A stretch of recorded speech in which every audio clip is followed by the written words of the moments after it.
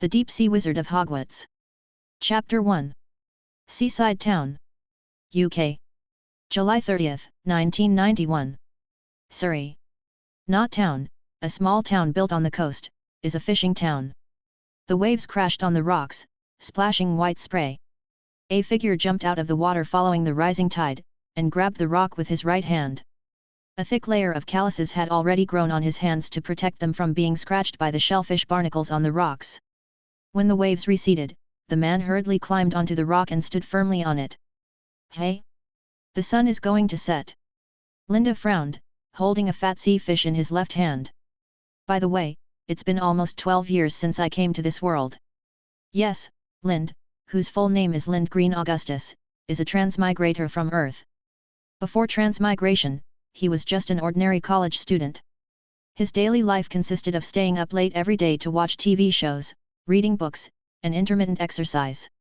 He could be said to be an ordinary person among ordinary people. In his junior year, due to long-term disordered work and rest and various bad habits, the disease took away his life. But he didn't expect that God would give him another life. It also led him to meet the woman who gave him his name. Evelyn Augustus is a kind old grandmother. She has lived in this small town since she was a child, and has rarely left the small town in her life. Over the decades, Evelyn has adopted hundreds of orphans, given them things, taught them how to behave, and found happy families for them. Only a few children were raised by her alone because they were too unruly. And Lindy Augustus was a child who was raised by Evelyn because he was unique and no one could adopt him.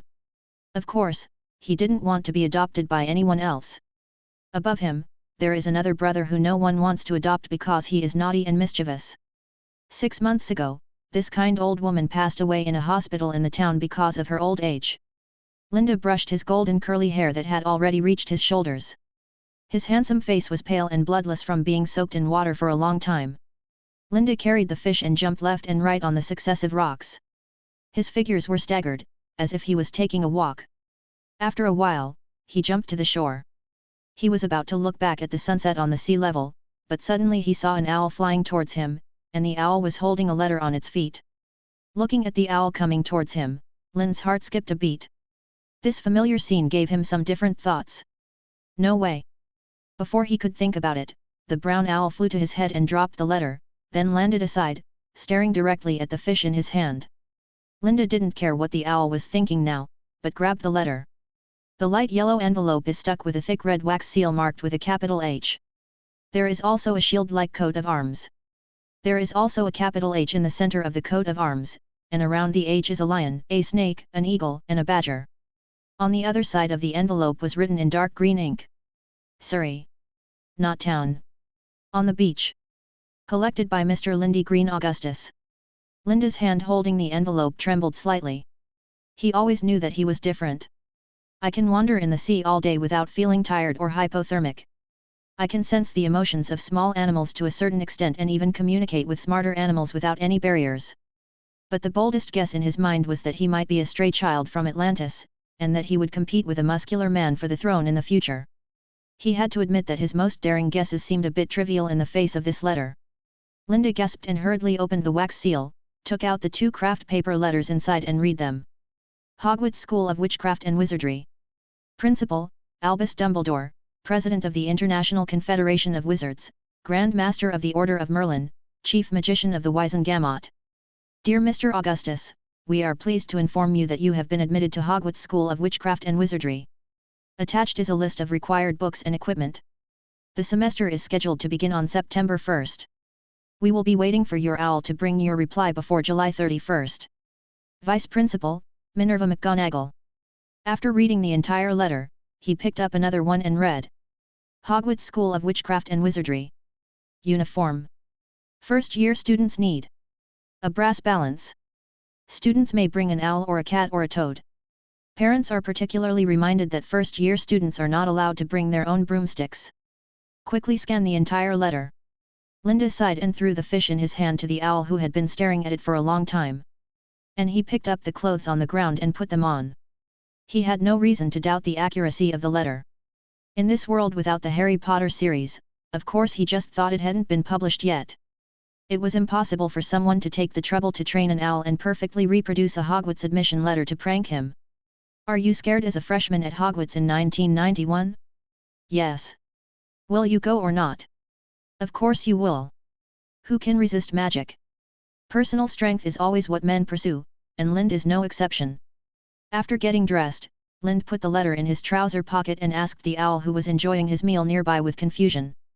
It said to wait for a reply before July 31st, but today is the 30th. How come this letter came so late? The owl raised its mouth to eat and tilted its head to look at Lind. Perhaps it was the first time in its career that it met a muggle wizard who would actively communicate with the owl. Unfortunately, after turning its head left and right 180 degrees, it still couldn't figure out the brain circuit of this muggle wizard, so it simply stopped thinking about it and answered Lind's question with two cackles. You mean, recently there is a family of idiots who refuse to accept the letter, so at least half of the owls in the school are delayed. Well, after saying this, Lind also thought of which family the owl was talking about. In 1991, it seemed that the only one who refused to accept the school letter was Harry Potter. Oh no, it should be the Dursley family. After all, the Dursleys hate wizards the most. Of course, there must be some jealousy in it. Quack. No more, how much more do you want to eat? This fish is half the size of your body. Cuckoo. It's almost dark, where can I get you fish? But I have other things. I just have money today. By the way, don't leave for a while. I don't have an owl to reply to the letter. Please help me send the letter back later. After saying this, the owl seemed to suddenly dislike the half-eaten fish, and flew up and stood on Lind's thin shoulder, quacking happily. Okay, let's go eat something good first. In this way, the man and the bird slowly walked towards the town. He had to replan his future path. Chapter 2. This owl is not big, I don't know if it's because it's a small species or because it's just a child. Anyway, he can rest firmly on Lind's shoulders that have not yet begun to develop his body. Linda quickly walked out of the beach along the path and came to the streets of the town. At this moment, the sun had already set, but there was no moon on the other side, only thick dark clouds. It looked like it was going to rain heavily tonight. Linda pushed open the door of a tavern with ease. As soon as he walked in, he felt like he had entered another world. The second-hand smoke visible to the naked eye above the tavern, the smell of sweat, cigarette smoke and the salty smell of people on the beach mixed together and got into his mouth. Nose. The little owl arched deep into his neck, half of its head buried in Lind's wet hair. It seemed that it wanted to eat the delicious food Linda said, but on the other hand, it was afraid of the environment in front of it. Lind felt the little owl's movements and couldn't help but feel funny, and someone in the tavern also saw Lind. Hey, who is this? Our Mr. Little Fishman is back. Behind the simple wooden bar, a punk middle-aged man with a big beard who looked to be in his late 40s shouted with a loud voice. After hearing his words, the noisy bar suddenly became less loud. Someone saw the little owl on Lind's shoulder and immediately laughed. This is a new friend made by our little Murloc friend. Hearing his words, Linda held the owl in his arms. I don't know whose little guy I picked up. Found it? You're not going to dig out the bird's nest, are you? Who knows about him? This kid has been attracted to small animals since he was a child, unlike me, who is only attracted to women. The person who said this had half of his front teeth broken. Hearing this teasing remark, Linda also laughed with other people in the hotel. Ray Romano likes to tell jokes about himself to lighten the mood. This tavern is called Augustus Tavern. The middle-aged man whom Lind called Mr. Little Fishman when he came in just now is the first child adopted by Ms. Evelyn. He is also Linda's brother. His name was Felix Augustus. He is also the owner of this tavern. Most of the people who drank in this tavern were people who had been beholden to Ms. Evelyn at that time. Some of them still had the surname Augustus, while some still added Augustus to themselves even after they were adopted and changed their surnames. Stu's middle name. So most of the people in this tavern are considered Linda's brothers and sisters. After laughing and joking with these people for a while, Lind went straight to Felix at the bar. Seeing him coming, Felix handed him a thick envelope in a cryptic manner. Linda put it directly in his pocket without even looking at it.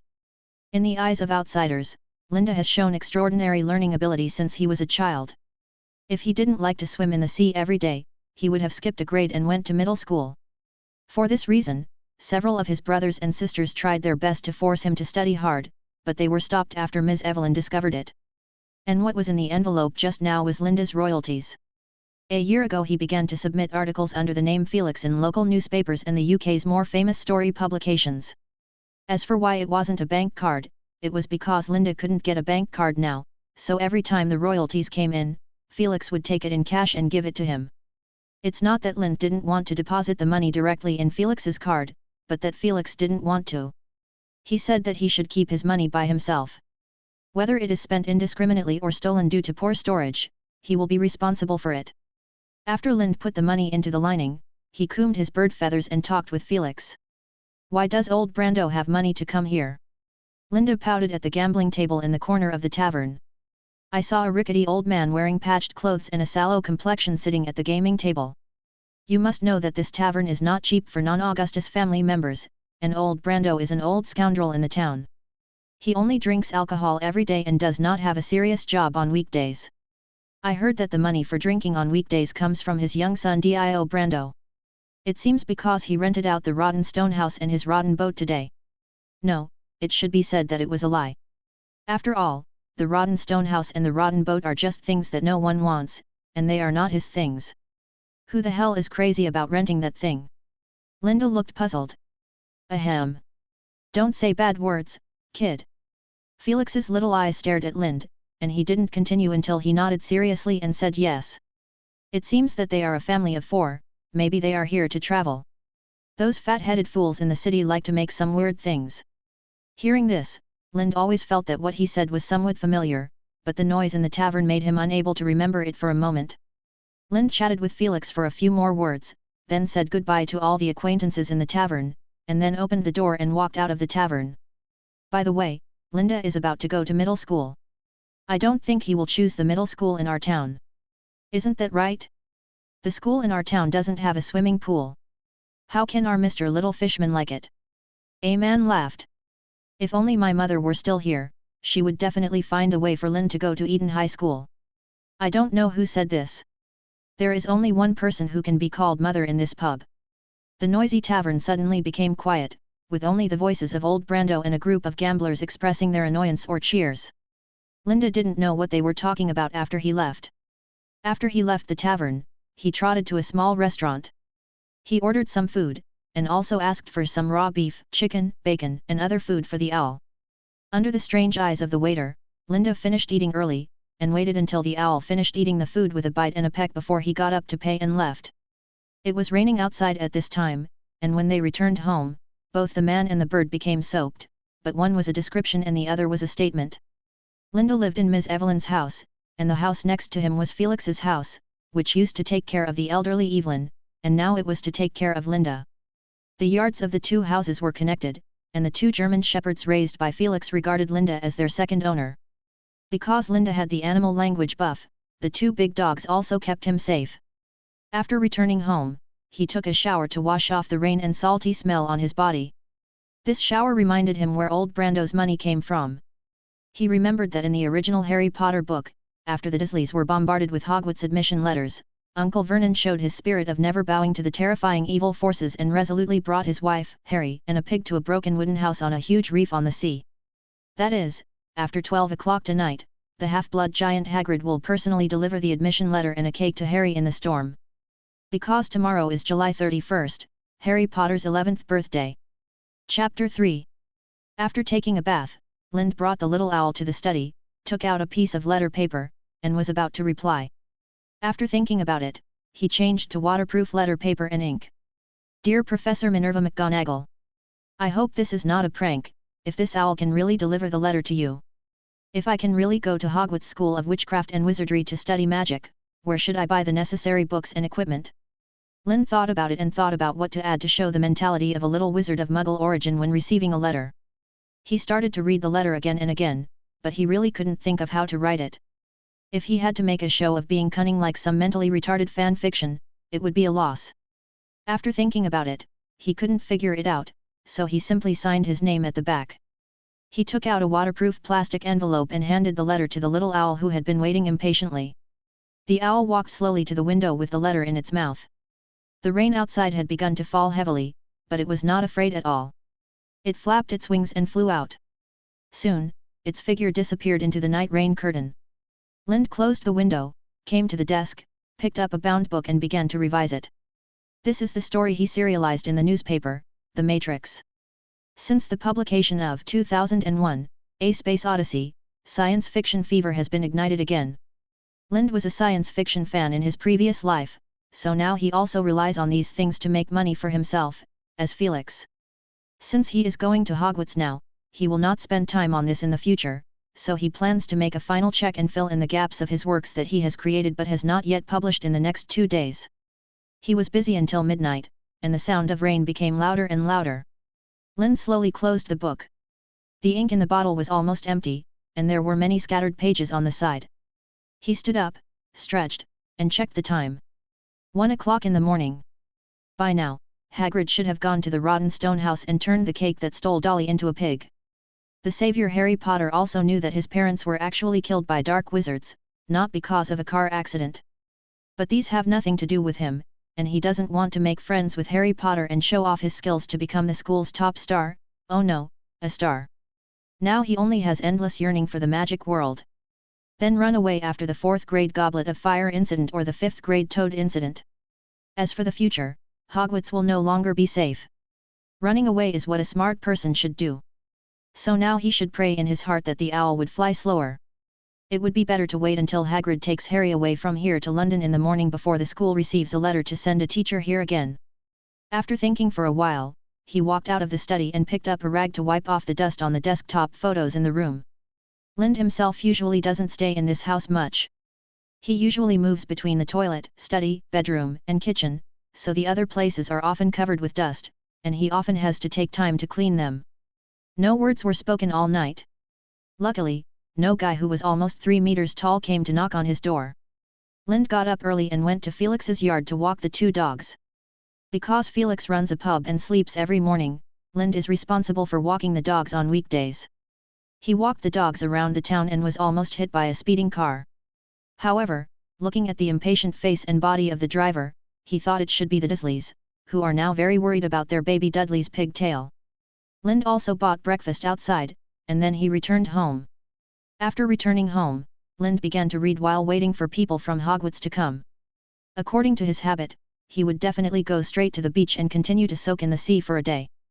But on the other hand, he was looking forward to being in touch with the magic world as soon as possible, so he could only stay at home and read books. However, this wait lasted for half a month. Linda stayed at home for 4 days, and Felix came to ask if he was sick and why Mr. Little Fishman didn't go back to the sea during this period.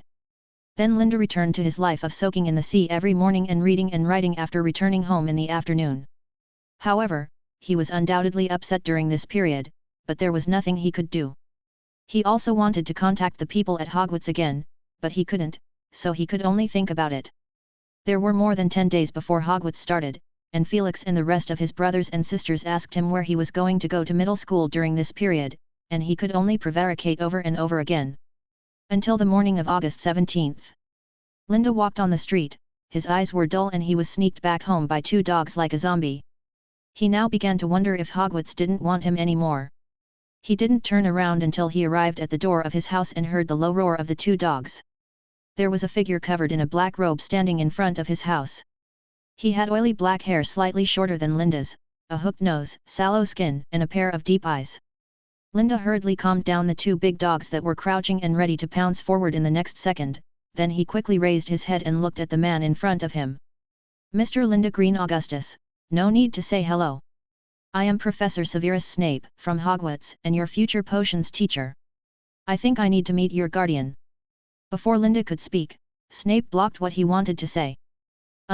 Okay Professor Snape, I don't have a guardian, but I think my brother and I would like to learn about magic in Hogwarts School, please follow me.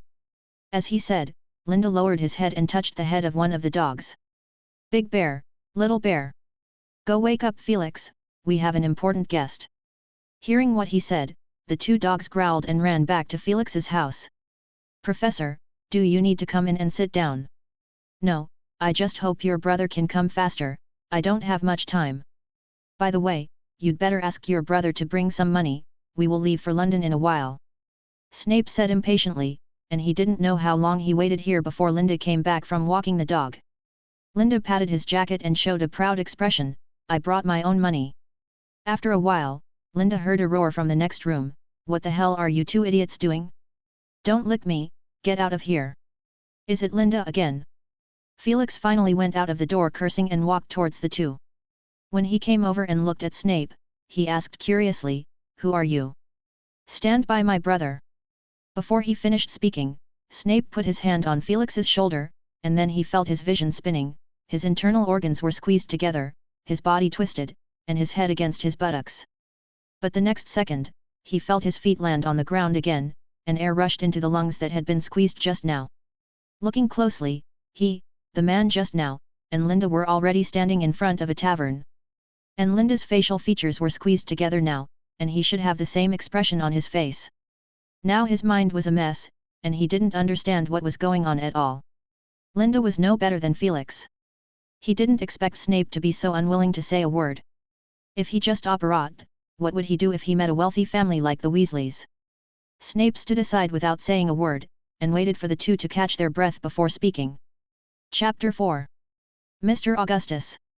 Linda and Felix both looked at Snape. "This is Charing Cross Road in London. Next we are going to a commercial street belonging to wizards." "Wizards?" Felix looked at Snape in confusion. Snape, who was about to turn around, stopped and stared at Linda's face in confusion. "I thought Mr. Linda, who received the letter, had explained all this to you." "Of course, if he regarded it as a prank, I can understand." As he said, he looked at Felix again. "Please follow me, I will explain to you on the way." On the evening of July 30th, Mr. Linda officially received the admission letter from Hogwarts School of Witchcraft and Wizardry, and sent the school's owl to send a reply letter that night. Magic School. Felix followed Linda and looked at Linda in confusion. He remembered that Linda was holding an owl that day. Linda shrugged at him, looking embarrassed. He never thought that Snape would take him to school. The rest of the professors, except Quirrell, should at least explain it well before bringing their children and families to Diagon Alley. Snape didn't care what the two people behind him thought, and continued to lead the way. It seems that no matter how busy he was, he still operated to a place a distance away from the Leaky Cauldron, so that the two could better remember the specific location of the Leaky Cauldron. Hogwarts School of Witchcraft and Wizardry is the best magic school in the UK, responsible for teaching young wizards with magic in their bodies how to learn to use and manage the magic in their bodies. Most wizards in England have studied at Hogwarts. And your brother Lind is a person with magic in his body. His name was written on the admission list of Hogwarts since he was born. After saying this, Snape led the way in front, letting Felix brainstorm behind him, but it was not too difficult to accept. After all, he had long known that Lind was different from ordinary people, but before that he thought it was something within the realm of superpowers. Soon, Snape led the two to a dirty and dilapidated bar sandwiched between a bookstore and a record store. Snape led the two in, and he could hear Felix muttering behind him, "How can there be customers like this?" Linda was also very upset when he heard it. "You and him are not really colleagues, why do you complain about others?" The three of them walked into the house and saw several old women sitting in the corner of the house drinking sherry with small cups, and one of them was smoking a long pipe. A little man in a top hat was chatting with the bar owner who was almost bald and looked like a walnut. As soon as they entered the door, the chattering suddenly stopped, probably because of Snape. Ignoring them, Snape led the two through the bar and came to a small courtyard surrounded by walls on all sides. There was nothing here except a trash can and some weeds, but Linda knew where this was, the gate of Diagon Alley. "Come in from the bar, walk through the bar counter to here. Do you see this wall? I'll only say it once, count 3 bricks up, count 2 bricks horizontally, and then tap this brick 3 times with your wand. You will have a wand." As he spoke, Snape tapped the brick 3 times, and then the brick began to shake and rotate to reveal a hole. After a while, the hole became the size of a door frame, revealing the winding road behind it. "This is the largest gathering place for wizards in the UK, Diagon Alley. You can buy everything you need for your first year here." As he spoke, Snape took the lead and walked into the alley. "I will take you to Gringotts, a wizard bank, to exchange wizard currency, and then you can buy things you need for school here." After speaking, Snape walked forward quickly, and the wizards around him avoided him. Seeing that Snape didn't want to talk much, Felix didn't make himself boring, and walked with a big belly and looked left and right. He was extremely conspicuous among the pointed hats. But his hands were always on his waist, and it seemed that this new environment did not let him relax his vigilance. Linda was not much better, and he kept looking around, wishing that he could grow eyes all over his head. After all, he used to see it through the screen or text, but now he is experiencing it in person, and the feeling is completely different. The window was full of eyes and spider mummies, and there were many Quidditch windows of children of the same age as Linda at the door. My God, Linda, the flying broom, just like the one in the story when I was a child, exactly the same, God, I want to buy one too. The man who was almost 40 years old now spoke loudly to Linda like a child, and the people around frowned and passed by the two of them. Snape walked very fast, and the two had no time to look around. After a while, they came to a snow-white building that was taller than the surrounding shops. On the crooked pillars were written large gold characters, Gringotts. The shiny bronze door, next to a golden goblin statue. Short hands, short legs, short neck. Long fingers, long nose, and long leather shoes, which must have long toes inside. That's enough. Ahem. Felix was about to say something when he was interrupted by Lynn's deliberate cough. Lynn used his eyes to signal him to look at the door inside, which was full of the creatures that he wanted to complain about just now. Snape also heard what Felix wanted to say just now, and the corners of his mouth rose slightly. Fairies are not friendly creatures. It seems that he agrees with Felix's evaluation of these goblins. Felix smiled awkwardly and touched his head, and then the two followed Snape's steps and walked in.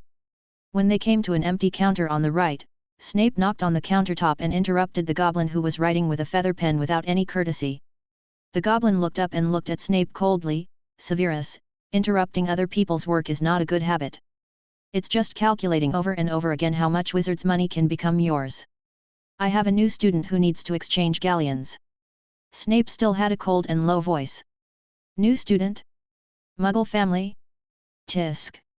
The goblin raised his eyebrows and his voice became sharper. They are very busy. Snape explained casually, and then called Lynn to come forward. The goblin frowned when he saw Lynn coming forward. The voice became the same as Snape's, no, worse than Snape's, and the words came out one by one in a low voice, just like he couldn't poop. According to the regulations, you can exchange 250 pounds for 50 gold galleons. 1 galleon is equal to 17 silver sickles, and 1 silver sickle is equal to 29 copper nuts. Then. No more, the pound is completely useless to us. If it weren't for the Hogwarts contract, you wouldn't even think about exchanging a single galleon. Linda was interrupted by the goblin before he could finish his words. Why is this guy talking like this? Oh, right. It seems that the vault containing the Philosopher's Stone was forcibly broken into some time ago, so it is understandable that they are angry. Bullshit. I'm sorry if your vault was broken into. The goblin sat in front of the high counter, looking down at Linda coldly.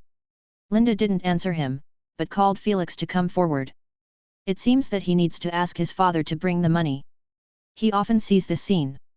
However, when Felix came over, he stopped beside Linda and leaned over to listen to what Linda said. After all, Linda himself was rich, and he must have been called over because he needed his help. Then, in the eyes of the fairies around him, he picked up Linda and put him on his shoulders, and waited until Linda sat firmly before he walked to the counter. Now, Linda looked down at the fairy in front of him. He took out 5 queen heads from the lining of his jacket and leaned over to hand them to the fairy. I changed them all. Dang. What I wanted to say just now was, can gold be exchanged? Chapter 5. The goblin's face was as black as coal, and its sharp teeth were clashing up and down, eager to bite Lynn's face in the next second. Felix held Lind with one hand and the gun under the coat at his waist with a cold expression. But Linda could see the corners of his eyes twitching. Obviously he couldn't hold it in any longer. The goblin obviously didn't want to reach out to take the banknotes handed over by Linda, but when he looked at Linda's eyes, he was unconsciously frightened. He stepped on the chair with an unwilling expression, stretched his hands up straight, and almost knocked him over. The scale on the table finally managed to reach the banknotes handed over by Linda. Of course, you little muggle, 40 galleons an ounce. Muggle? Are you swearing? Maybe you want to try a muggle wand. Felix had just read the shopping list and had a general understanding of the basic system of wizards. Although he did not know whether only young wizards used wands, it did not prevent him from using wands to describe his weapons. Muggle just means ordinary people who can't use magic. It has no other meaning. Snape hurriedly stopped Felix's thoughts. Felix gasped, he, and said no more.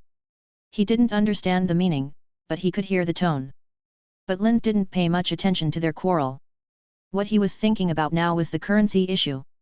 He was not surprised to be able to exchange gold for gold galleons, even though there was the magic stone, a magical alchemical creation that could convert gold. But he doesn't think that gold can be easily converted without spending any money. You have to know how difficult it is to generate gold. The price of gold this year has been basically stable at an average price of £360 an ounce. His current income is about £3,000 in monthly royalties, which was not a small amount in 1991. But the UK is a country with high welfare and high taxes, so he only gets just over £2,000 every month. If you use pounds gold galleons to exchange, it is equivalent to £9 for 1 galleons. Of course, the price of gold is never fixed and will fluctuate to some extent. But it's acceptable. Next, no one spoke, only the clanging sound of galleons. After a while, the goblin ordered a heavy bag of 50 galleons. Linda took it and the three of them exited Gringotts. Felix put Lind down by the back of his neck, muttering, "You bastard." Snape smiled vaguely, and then pointed to an alley, "That's Nocturnal Alley, a gathering place for dark wizards. It's not very peaceful inside, so you'd better not go in there." Then he reached into his robe and took out a long piece of parchment and handed it to Linda. Linda took the parchment and looked at it. Hogwarts School of Witchcraft and Wizardry. Uniform. First-year students need 1-3 sets of plain work robes, black. Please note, all student clothing must be embellished with name tags. Mrs. Malkin's Robe Shop. Textbook. All students are required to prepare the following books. Standard Spells, Elementary by Miranda Gorshak. Flourish and Blot books. Other equipment. A wand, Ollivander's Wand Shop. A crucible. Patchy's Crucible, Wyaseek's Magical Supplies and Diagon Alley Stationery Store. Students may bring an owl or a cat or a toad. Isla's Owl Shop or Fantastic Beasts Shop. Parents are particularly reminded that first-year students are not allowed to bring their own broomsticks. This entire piece of parchment was exactly the same as the purchase list Linda had received before, except that it was marked in black handwriting in English with the places where items needed to be purchased. Okay, although Comrade Zifo doesn't like to talk, he is very considerate in his work. Lind gave Snape a thumbs up in his mind. However, when he raised his head, he found that Snape had disappeared. Wow! Did you see that he disappeared in an instant?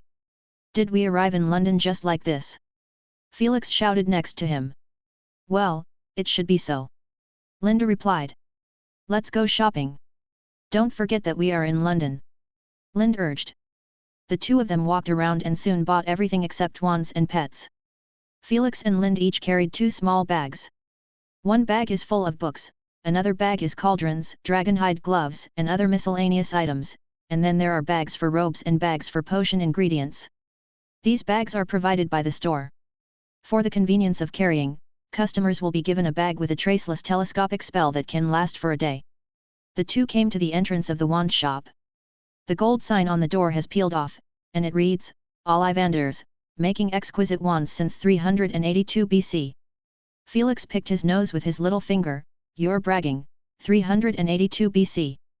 Linda smiled. He had been like this since the first day he met Felix. He always liked to make fun of everything he saw. Pushing open the door and going in, the space inside is not as narrow as the store entrance. On the contrary, long small boxes were placed on the high shelves. At a glance, there were at least 1,000 wand boxes, but it was unclear whether all of them contained wands. Good afternoon, gentlemen. A soft voice sounded from behind the shelves. You must be Mr. Lindgreen Augustus. Great middle name, the brothers Grimm are 2 of my favorite wizards. My grandfather was good friends with them. It's a pity that they violated the International Statute of Wizarding Secrecy of 1692.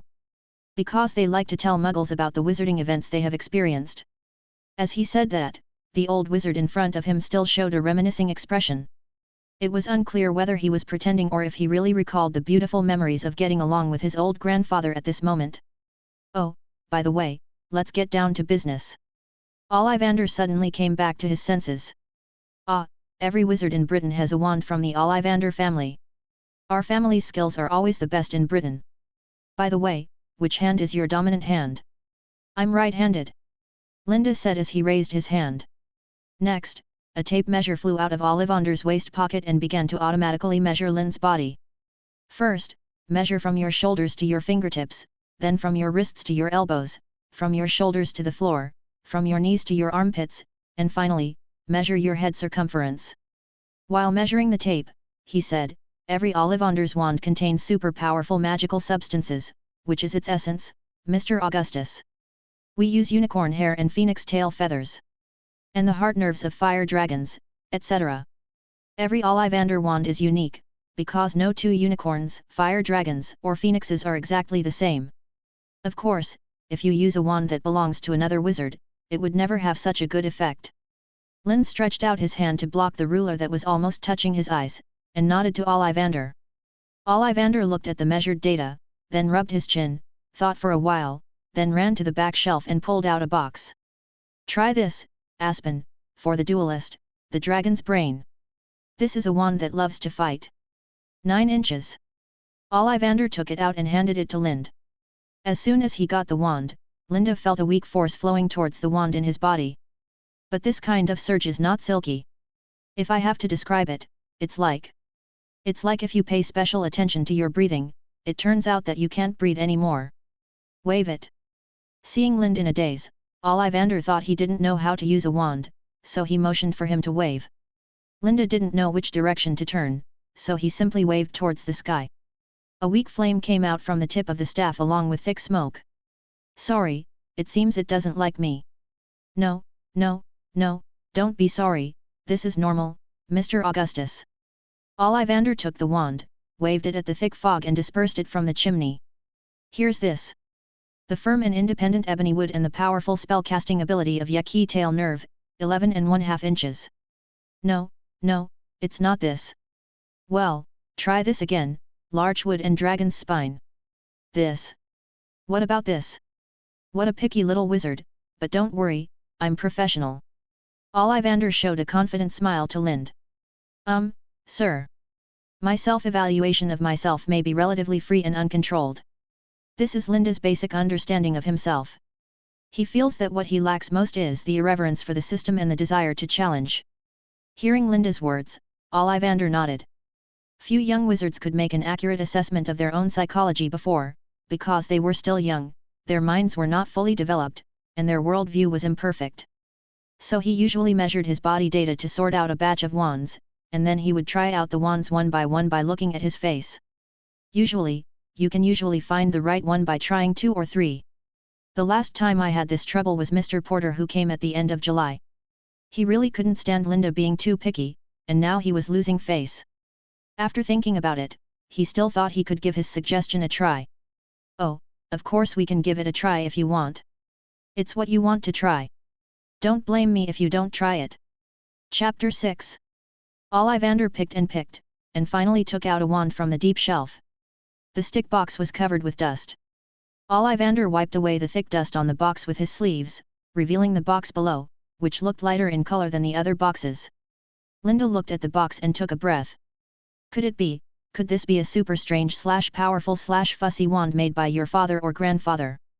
Ollivander glanced at him and said strangely, this is just an ordinary wand. I just made it half a year ago, but the box is just random. He was a little confused about what the little wizard in front of him was talking about. Silly words. Oh, okay. Linda smiled awkwardly. It seemed that he had read too many novels in the past. Ollivander took it out of the box. It was a dark green wand with a straight shaft and deep vertical lines on the handle. Try it. An ash wand belongs to its one true owner and cannot be passed on or given away. Yes, it is a wand that cannot be used by anyone else. Whether he defeats you or not. The core of the wand is made from the nerves of a water monster. 12⅓ inches. Lind pinched the wand, and a smooth feeling came to his heart. Linda carefully waved his wand upwards, and thick white mist poured out from between the wands, and then water gradually dripped from the mist. A personal rainstorm, EMO limited edition, of course, this is what Linda said in his heart. Ollivander was relieved now. This wand was perfect for the little wizard in front of me. Looks like this is it. Ollivander and Lind said in unison. Thank you, sir. How much does it cost? Just 9 galleons. This is also agreed with Hogwarts. Of course, you have to protect it. This kind of discount is only available once for each little wizard. How much does it cost without a discount? I want to buy one too, okay. Felix suddenly stood up and looked at Ollivander longingly. Ollivander, who was being stared at, touched his few hairs with an embarrassed look on his face. Then he ran to the counter and rummaged for a while, took out an old piece of parchment, read the contents on it, and read aloud. Road. Effective May 31, 1899, no individual or organization is allowed to trade magic items in any form to the unspellables. If the transaction party is a non-spellcaster who knows the wizard's secrecy, the wizard's muggle family or a squib, etc., low-level magic items can be traded with him. The tradable scope includes photos, low-harm joke props, magic snacks, wizard-tamed owls, etc. Also attached, trading of wands and their materials, potions and their materials, magical animals and their young is absolutely prohibited. If this regulation is violated, both parties to the transaction are legally responsible and the seller is primarily responsible. Announced by the British Ministry of Magic on May 20, 1899. After reading, Ollivander shrugged at Felix with a helpless expression. Hearing this, Felix could only give up in frustration. Linda had no choice but to take out 9 galleons and handed them to Ollivander. Then he said thank you and left the wand shop with Felix. After coming out, Felix took out his pistol and stroked it over and over again. Only you are my good brother. The two then walked into the magical creatures shop. Just like the name of the store, this store sells all kinds of weird things besides simple owls. Poisonous orange snails, giant tortoises with gem-studded shells, sleek and smart black mice, ravens, cats of various colors, velvet, deformed rabbits, and more. The main reason why they come here is to broaden their horizons, which is much more interesting than simply seeing all kinds of owls. Linda looked around in the store and came to the birdcage. There are owls and a few crows on it. One of the ravens caught Linda's eye. Its feathers shone with purple-blue metallic luster, and its claws were much stronger than those of the other ravens in the next cage, almost catching up with some small owls. Ravens and owls are actually ordinary creatures. Because of the witch hunting movement in the Middle Ages, the wizards at that time decided to use this method to communicate remotely. Linda turned his head and looked, and saw a little girl who looked about the same height as him, but she was probably not older than him, as girls develop earlier. She has long blonde hair, a small carrot hairpin on her head, and some small freckles on her delicate face. She looks quite cute. The girl continued.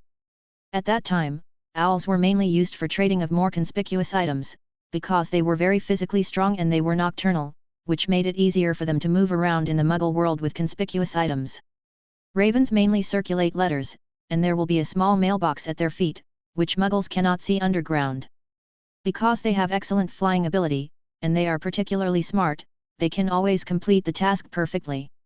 Of course, in this era, these are no longer so rigorous. Due to the selective breeding and magic training of wizards, owls now also serve as messengers on a daily basis, so ravens have gradually withdrawn from the stage of history. After the girl finished speaking this long paragraph, she breathed a sigh of relief. Do you have to say such a long story every time you meet someone? Why does this sound so familiar? Linda turned his head and saw that a little red-haired boy suddenly appeared next to the girl, holding a fat rat in his hand. Ron Weasley. Linda thought of this person, one of the 3 members of Harry Potter.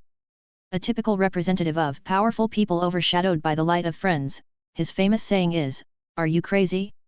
We can't live for 2 days without her. It's fate to meet here. I'm just reviewing the knowledge points." The girl said to Ron angrily, "And I didn't tell you." After that, she looked at Linda. "Hello, I'm a freshman at Hogwarts this year, my name is Jane Devo. What about you?" "My name is Linda Augustus, and I'm indeed a freshman this year." "Do you know a lot about magical animals?" "No, my interest is the history of magic, so I just know these from the side." She gathered her hair, although she pretended not to care, but there was still a little pride in her eyebrows. Then she saw Linda staring at her face. What does he want to do? Why is he looking at me like that? Did I say something wrong? However, Linda was thinking, wow, it turns out that the expression of a little kid pretending to be mature should be like this. He has to pretend to be calm and show that this little thing is not worth mentioning, and let those old-timers see that you are very proud. Write it down, remember it, it will definitely be useful in front of Dumbledore in the future. Thinking of it, Linda turned his eyes away from Jane's face, which made her feel relieved. Then she saw Linda forcing a smile at the raven, his face twitching, and his eyebrows jumping up and down. It was obviously imitating her expression just now. In her opinion, it was obviously mocking herself. One or two of you are not normal, right? She cursed in a low voice with a red face and turned around and left angrily. As soon as she left, Ron also saw the strange expression on Linda's face. What's wrong with her? She was pissed off by you. Who told you to make that expression on purpose? Ron looked disdainful, and then praised Lind, you're amazing. Haha, I didn't mean it. Your words are more destructive. Lind picked up the cage containing the raven and praised Ron in return. Chapter 7. Linda paid 7 galleons to get this thing. According to the boss lady, this is still cheap. If not many people keep ravens now, she would not give him such a discount. You should know that the owls in the store start at 10 galleons. But there is also an advantage. After buying these miscellaneous things, he still has 2 galleons and 11 sickles left. If gold goods are not exchanged for galleons, a normal Muggle family should have no money after buying another owl. So Hermione didn't buy a pet in the first and second grades. It should not be just because she didn't have any ideas. In the first grade, it was because she bought a lot of books that were not on the list, such as a history of the school. There is no need to say more about the second grade. Gerald Lockhart put all his books on the list. Linda wanted to buy some gifts for Felix, but now he only had this little money. After thinking about it, he decided to buy some interesting magic snacks to enjoy with Felix. And he didn't know the specific situation of the confidentiality restrictions of the Wizarding Statute on the families of Muggle wizards. If I bought a gift that violated the rules and caused Felix to take a oblivion, it would be a loss. After telling Felix, who was teasing the fire crab in the cage with his fingers, to leave, they walked out of the magical animals store. After leaving the store, he released the crow. What are you doing? If you do this, it will probably fly away. You need to get familiar with it in the cage for a while. A clerk outside the store saw Lind and hurriedly tried to stop his actions, but before he finished speaking, the crow flew away.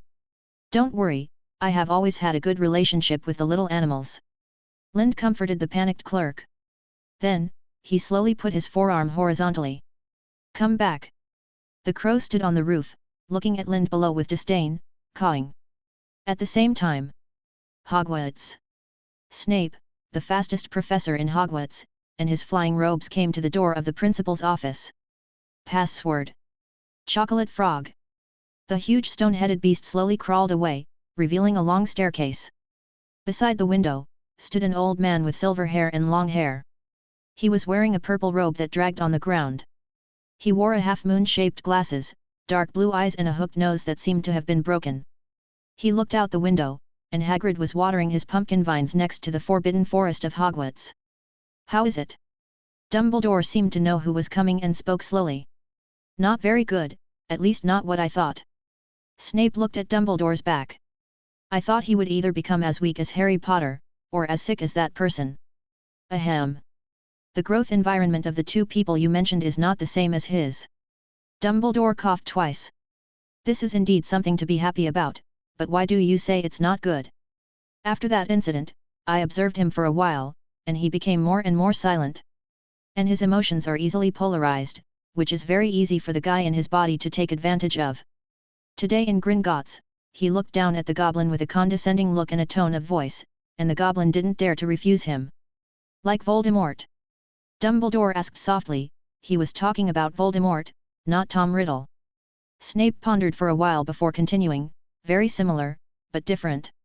The reason why Voldemort's words make people feel terrified is entirely because of his notoriety, so there is that effect. But he is different. He reveals the breath of the guy in his body through his eyes and language to a certain extent to achieve this effect. Isn't that good? At least he can control it to a certain extent. Okay? I don't think so. The guy sealed in his blood curse can make people feel fear and convinced just by revealing a little breath. After 2 years, the blood curse will become stronger. Judging from his current trend of emotional split, how can he resist the invasion of that guy? Snape looked at Dumbledore. He may even be the first blood curse orc whose soul was devoured in history. Snape added. I asked Scamander, and he also said he didn't know. Maybe it was a new type of magical creature created by a dark wizard, and then the soul was deprived and sealed in his body. This is also what we need to do when he comes to Hogwarts, right? Dumbledore paced and sat on the chair, and took out a piece of sizzling honey candy from the drawer. The blood curse is also called the blood curse orc. This is an extremely evil curse magic. In simple terms, it is to seal the soul of an animal in the human body in the form of a curse. The blood curse soul will parasitize in the human body and become stronger and stronger until it dominates. By then, the human body will change into the appearance of an animal like the animagus and will never change back. The human consciousness will also be devoured by the blood curse soul. It will become a completely inhuman beast. What's more terrifying is that there is no solution to this curse so far, and it can be passed on unlimitedly through blood. There was once an ancient wizard family that was cursed with a blood curse because they provoked a powerful black wizard. Because every generation will give birth to a blood-cursed orc, over time, that family has now disappeared in the long river of history. I said, "Let you get down." His voice became as flat as the goblin from Gringotts before, with an unmistakable tone. Although Lynn's voice was very small, it still reached its ears clearly. For some reason, it just felt like this was an order from the other party, and it really couldn't afford to resist. It even feels that if it really resists, there may be more serious consequences. Of course, it doesn't know that if it really disobeys Linda's order and flies far away, Linda will really have nothing to do with it. But who makes it just a simple bird?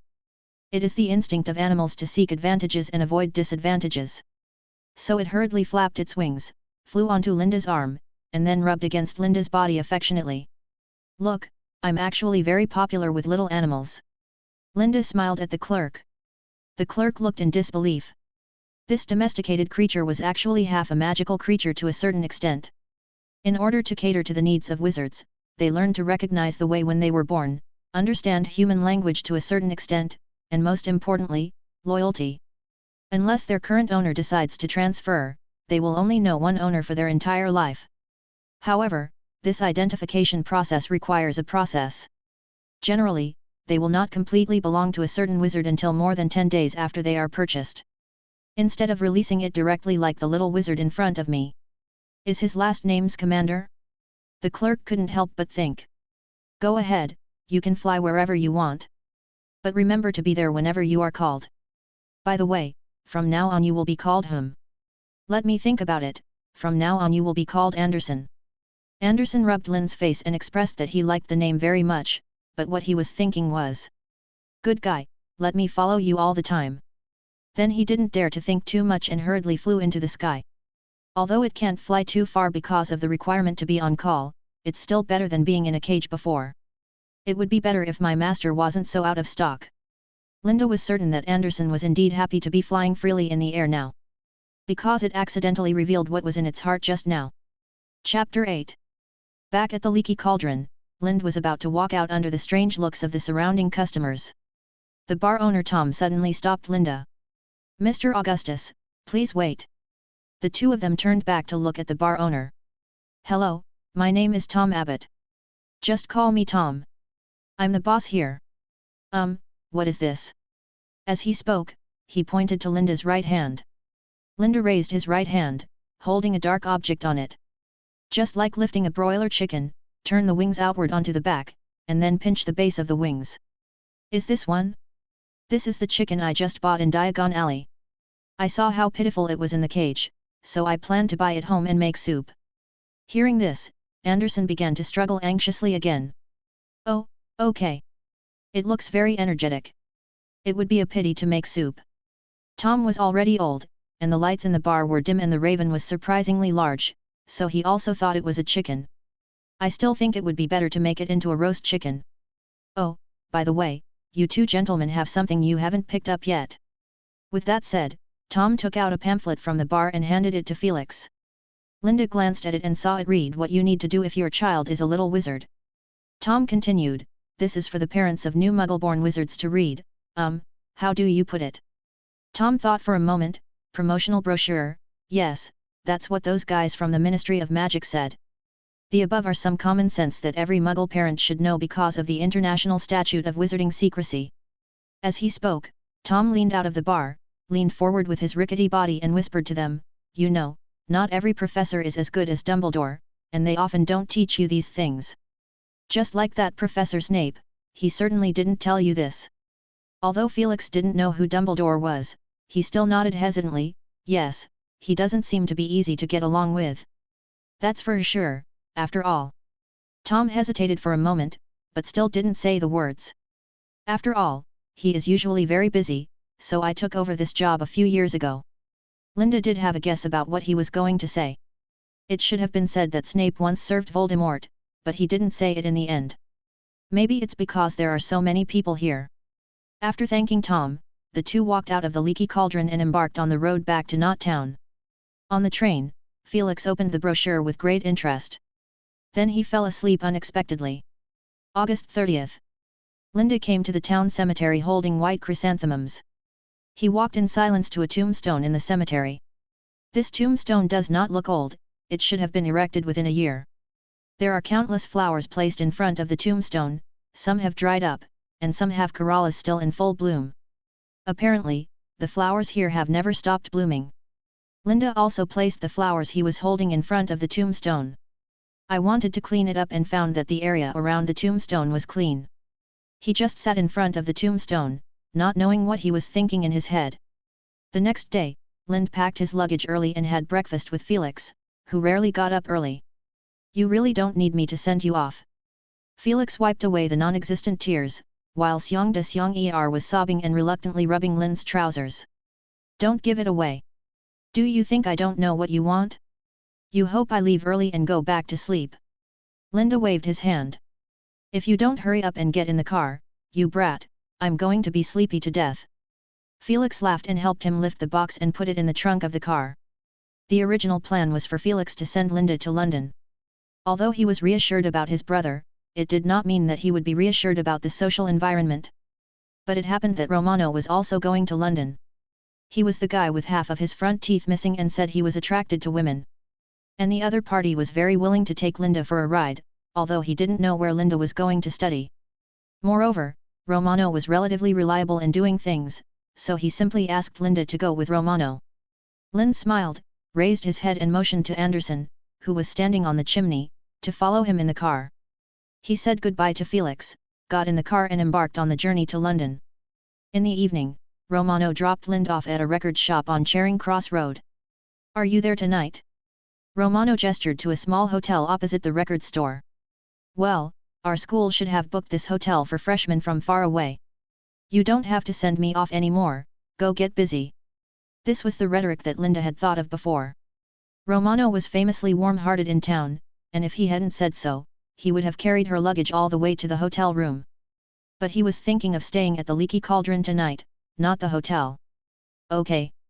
After the semester, tell me that you picked up some girls in London. Romanotti nodded to Lind and drove away. Seeing Romano and his car turn out of sight, and Anderson flying obediently onto his shoulder, Linda pushed his luggage into the Leaky Cauldron bar next to the record store and invisible to ordinary people. Linda didn't expect that Gringotts was still in business. Maybe the Goblins' work schedule and working hours can't be completely copied from the Muggle society. After exchanging gold bars for some galleons, Linda stayed in the Leaky Cauldron for one night and set off for King's Cross Station early the next day. Old Tom had already told him the specific location, although he just described it verbally. Linda, pushing the luggage cart, walked slowly along the platform. He just saw a man rushing into the platform pillar. He was about to rush in, but found that the pillar was between the 7th and 8th platforms. He didn't know where the wizard train was going.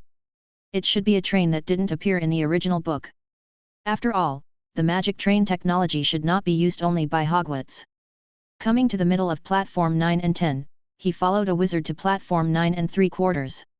The thick smoke of the crimson steam train filled the sky above the chaotic crowd, and cats of various colors ran around under people's feet. Amid the buzz of people talking and the noise of dragging heavy luggage, owls also hooted harshly, one calling and the other responding. He looked back at the place where he came from. The wall turned into a wrought iron archway with 9 and 3/4 written on it. He could see someone outside trying to rush in, and then he quickly pushed the luggage cart forward. Anderson stood in front of the luggage cart and quacked. Unlike most people who stayed on the platform, Lind was alone and only needed to squeeze forward. After a while, he boarded the train called Hogwarts Express. Finding an empty carriage, Lind walked in, closed the door, and pulled out his wand. Wingardium Leviosa. This was one of the simple spells he tried at home during the holiday, because from his experience of reading the original book in his previous life, the Ministry of Magic would not care even if the young wizard who had not yet entered school cast a simple spell.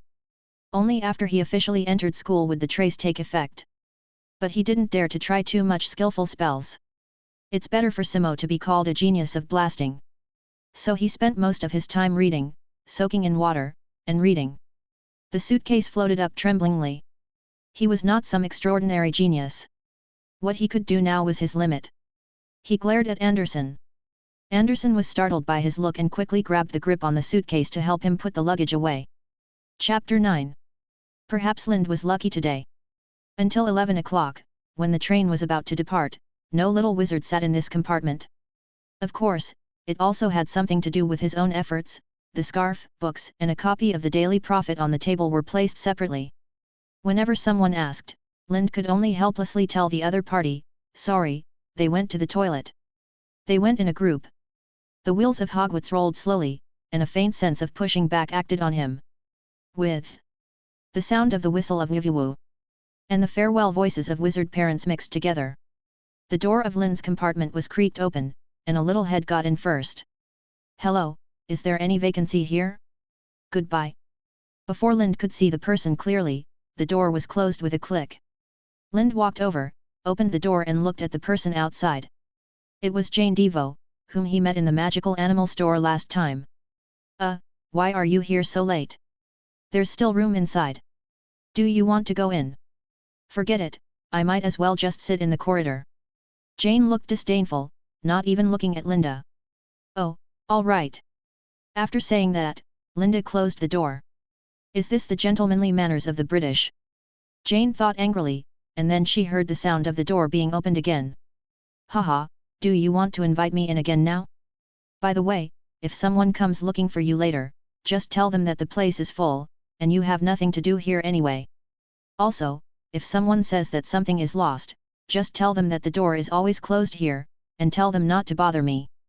Bang! The door closed again. I became a doorman? Jane cursed Linda silently in her heart, and then stubbornly pushed the luggage and continued to walk deeper into the carriage.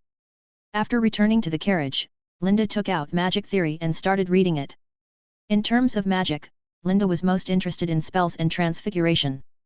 Both of these are extremely powerful and the most direct means to increase strength. Among the first-year course books, there are 3 books for these 2 subjects, namely Standard Spells, Elementary, Magic Theory and Beginner's Guide to Transfiguration. Obviously, a person who does not know much about the magic system is not suitable for private practice, such as himself. So Linda has been repeatedly reading Magic Theory and Beginner's Guide to Transfiguration during this period. He only roughly flipped through other books such as books on potions and herbology, and regarded them purely as an expansion of knowledge in the magic world. Of course, this is because he bought the books too late, so he could only pick and choose. Who doesn't want to keep learning about the magical world? A few days ago, Linda was thinking at home, it would be great if people could stay awake. Linda reads very slowly, and often turns to a previous page to compare and sort out when he reads halfway.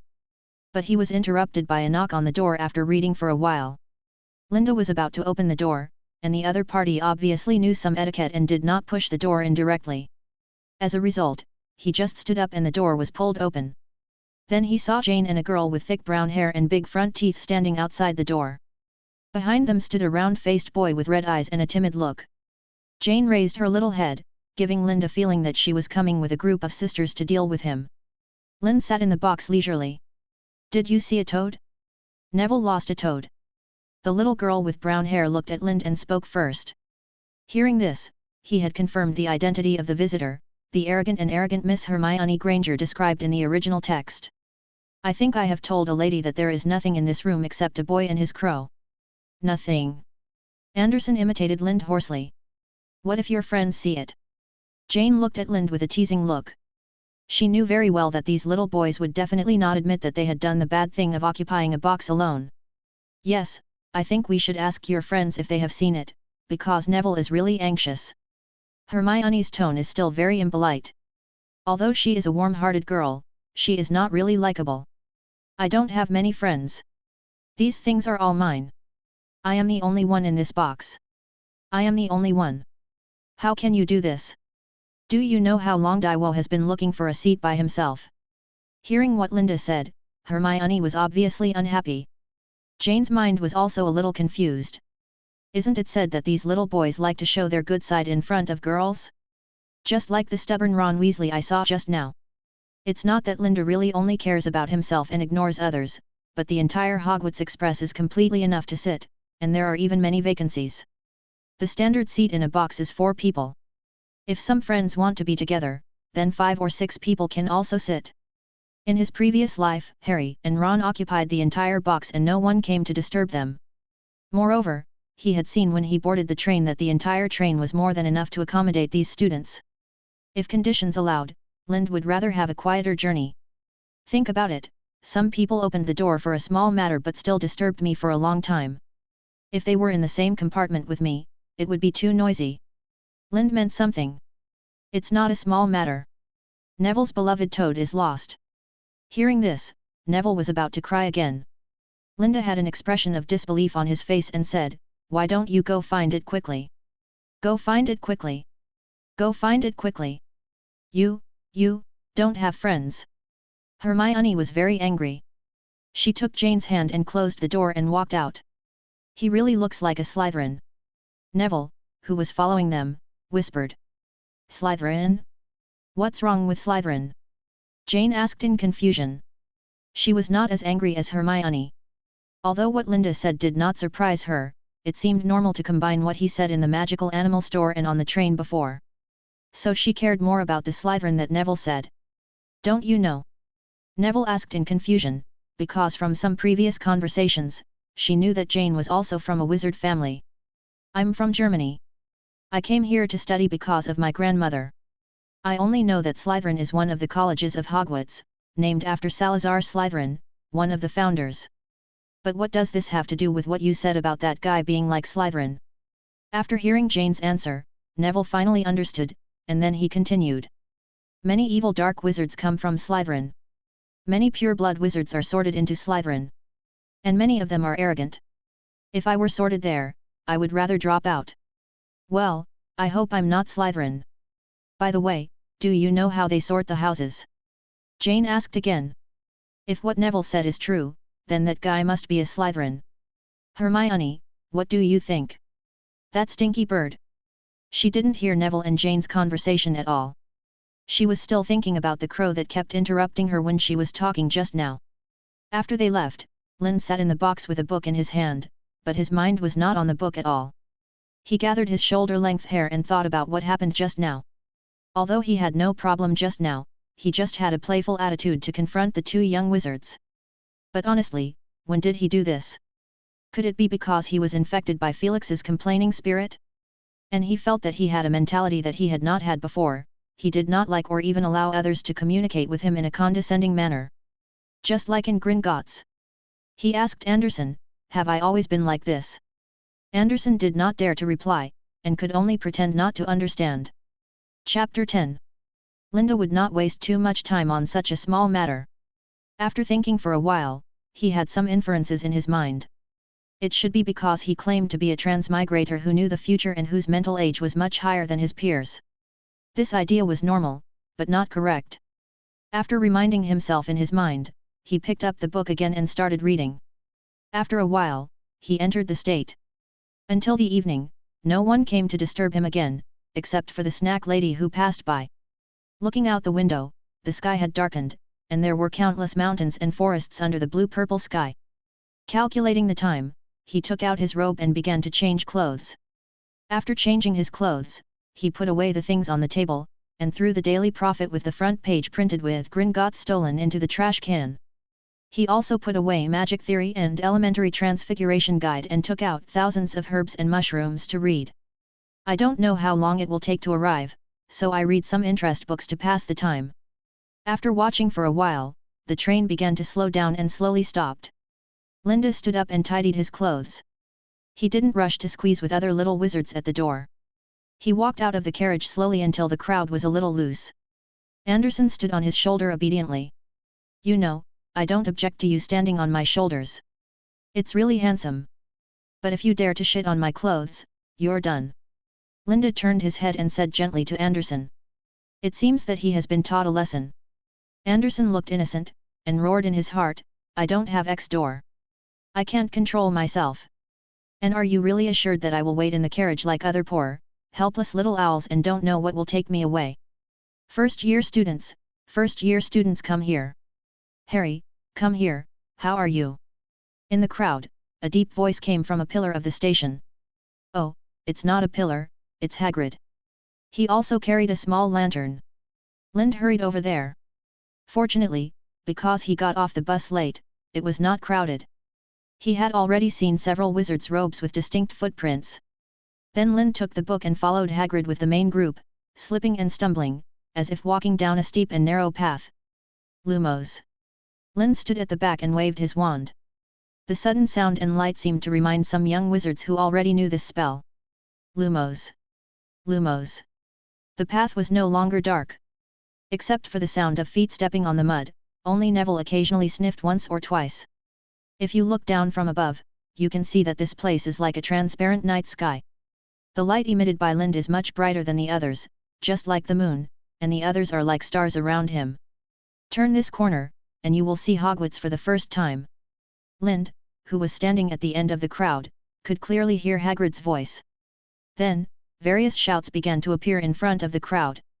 After walking 2 more steps, Linda couldn't help but crow like other little wizards.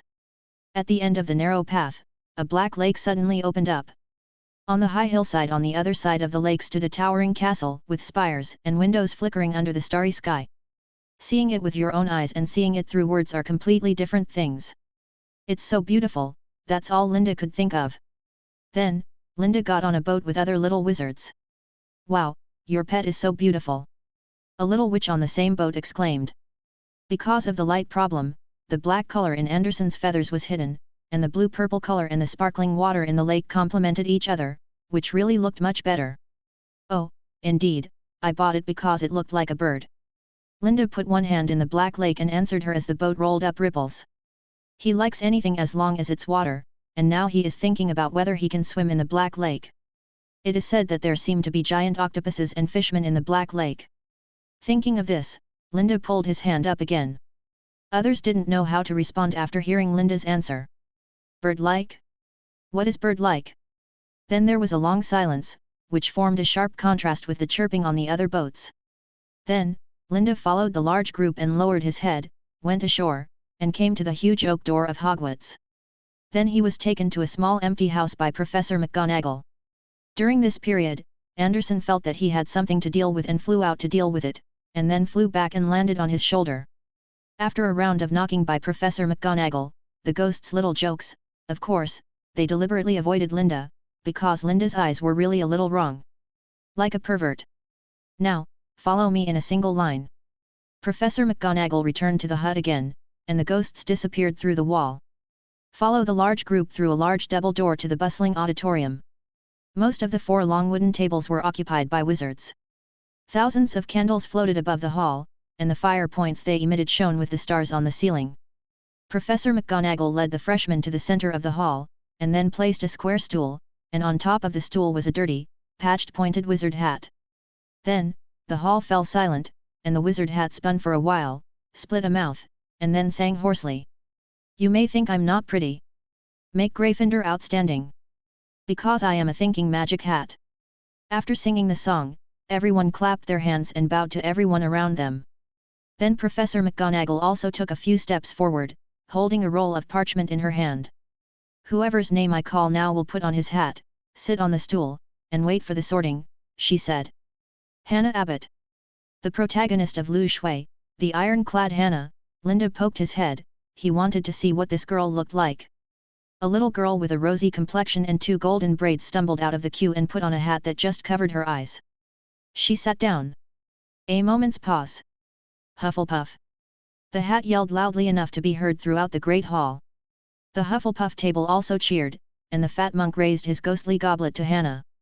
Coupled with the ghost's silver-white body, it looks like a fatter version of Gatsby. Lindy Augustus. Because the initial letter of Linda's surname is also A, he is a member of the second branch. He walked out of the queue and walked up, facing the looks of the people around him and the inexplicable looks of expectation from Jane, Hermione, and others. One more section. One more section. A hoarse and unclear voice suddenly sounded in the quiet auditorium. This sentence was shouted by the two little wizards at the Gryffindor table just now, and now it was shouted out by Anderson. A burst of laughter broke out around him, and he could hear Jane's voice behind him laughing the loudest and most unabashedly. Linda quickly pinched Anderson's mouth and looked threateningly. Another one? Of course. The Sorting Hat seemed very happy. Ahem. Professor McGonagall, whose mouth twitched, coughed twice and looked like she wanted to laugh too. Linda also noticed that many teachers on the teacher's bench, including Dumbledore, laughed quietly. Although Hagrid tried his best to laugh quietly, he still made a louder noise than anyone else. Okay, let's get down to business first and wait until next year. I'll give you a full ear blessing, the Sorting Hat said with a smile. Linda hurriedly sat on the chair, and the hall gradually became quiet again. Well, he is a very good little wizard. Very courageous. Hufflepuff. Hufflepuff. Well, I am also very thirsty for knowledge. Hufflepuff. Hufflepuff. Well, don't worry, I won't take your advice at all. I'm very selfish, but I also have a bottom line in my heart. I don't like to be too ostentatious. Well, he is a very contradictory little wizard. The Sorting Hat thought again for a long time. Then the decision is yours, go ahead. Gryffindor. The Sorting Hat shouted loudly. After hearing the answer given by the Sorting Hat, Snape looked at Dumbledore in confusion. Dumbledore also smiled and nodded, which meant clearly, only in Gryffindor is the best choice. Black box operation. However, Lind didn't know this. He took off his hat and walked to the Gryffindor table amidst the excitement with a look of despair on his face. Two red-haired boys with very similar looks gathered around him. Fred and George. The good work that Lind and his little pet did in the Great Hall just now has completely made the two Weasleys regard them as one of their own. Hey friend, what's up? What just happened will not make you a joke. One of them said. We also like to make some jokes. To put it humbly, we another one said. We are quite popular. The two said in unison. The classmates around also laughed softly. However, they didn't know that Lind didn't care about this at all now. What he was thinking about was why this branch didn't follow the script at all. What does? Don't worry, I won't take your advice at all. It is clear that Hufflepuff will be safer in the future. The plan was messed up. Chapter 11. Susan Bones. Hufflepuff. Jane DeVoe. Gryffindor. Hermione Granger. Gryffindor. Harry Potter. Gryffindor. The violent cheers that broke out around him made Lind's ears almost explode. People stood up, and other Muggle wizards also shouted. He could only put down his book and stand up to pretend to be enthusiastic. Harry Pitt. It's Potter, you fake fan. As the last child, Blaise Sabine, was sorted into Slytherin, Professor McGonagall finally rolled up the parchment, picked up the Sorting Hat and left. Albus Dumbledore stood up. He looked at the students with a smile on his face and stretched out his arms to them. Nothing seemed to make him happier than to see the students gathered together. Welcome. Welcome everyone to Hogwarts to start the new school year. Before the banquet begins, I want to say a few words. That is, idiot. Crying. Residue. Screw it. Thank you all. He sat down again and everyone clapped and cheered. Linda looked at the expressions of the people around him. Hufflepuff and Gryffindor didn't care what Dumbledore said. They thought they were cheering because Dumbledore could eat after he said this. Especially Gryffindor, no matter what the content is, as long as it is what Dumbledore said, he will support it. The Ravenclaws had expressions of curiosity or confusion, probably because quite a few of them were thinking about the meaning of Dumbledore's words, so their applause was weak. Slytherin is very unique. Most of them tilted their mouths, raised their eyebrows, and sneered. He also saw a short blonde boy who was shorter than him talking to the fat man next to him who looked like a younger brother. He also recognized his face just now, it was Draco Malfoy. Don't talk about him, even Anderson could guess with his buttocks that Malfoy was probably saying something like my father has long said that he is crazy. After a cursory glance around, let go of Jane sitting opposite him. Steaming hot meals suddenly appeared on the golden dinner plate. Linda took a look and took some fried fish, baked shrimp, and other foods. Jane watched for a long time and still couldn't help but ask, "Do you only eat fish? Aren't there still shrimps here?" Linda slowly peeled the shrimps. "No, no. I mean you only eat food from the water," Jane quickly corrected. "Well, I occasionally eat other things. But if I have a choice, I will choose to eat fish." Linda gestured to Anderson to turn the page. Linda's current state is just like when he was a child in his previous life. He wanted to hold a comic book while eating and read at the same time. But now it's replaced by a textbook. "I feel like a college bully." "Oh my good friend," Fred suddenly leaned over. "How did you end up on the Gryffindor table?" George continued. "If only our stupid brother was half as good as you." "Fred, don't mention him when you're so happy, okay?" George said, standing next to Ron. Ron, on the other hand, was gnawing on a chicken drumstick in his left and right hands. He was listening to Harry and didn't hear what George said at all. The two of them laughed secretly, and then they calmed down a little when they saw Percy glaring over.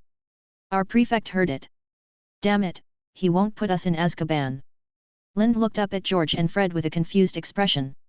These two people are so mean-mouthed. After a while, the food on the table disappeared. Linda knew that he would have to speak later, so he put away the book. When he looked up, he saw Dumbledore looking towards him. Linda smiled harmlessly and nodded as a greeting. Then Dumbledore stood up and gathered everyone's attention. "Next comes the cliché stuff. Forbidden Forest, Filch, if you don't want to die miserably, go ahead. Sing the school song." Then, led by Percy, Lind finally arrived at the Gryffindor lounge. The other little wizards surrounded Harry Potter in the lounge, chattering with questions. Linda, on the other hand, started looking for his bedroom with his book in his arms. He found the bedroom and took a look at his roommate's nameplate. "Fortunately, we are not in the same dormitory as Harry Potter."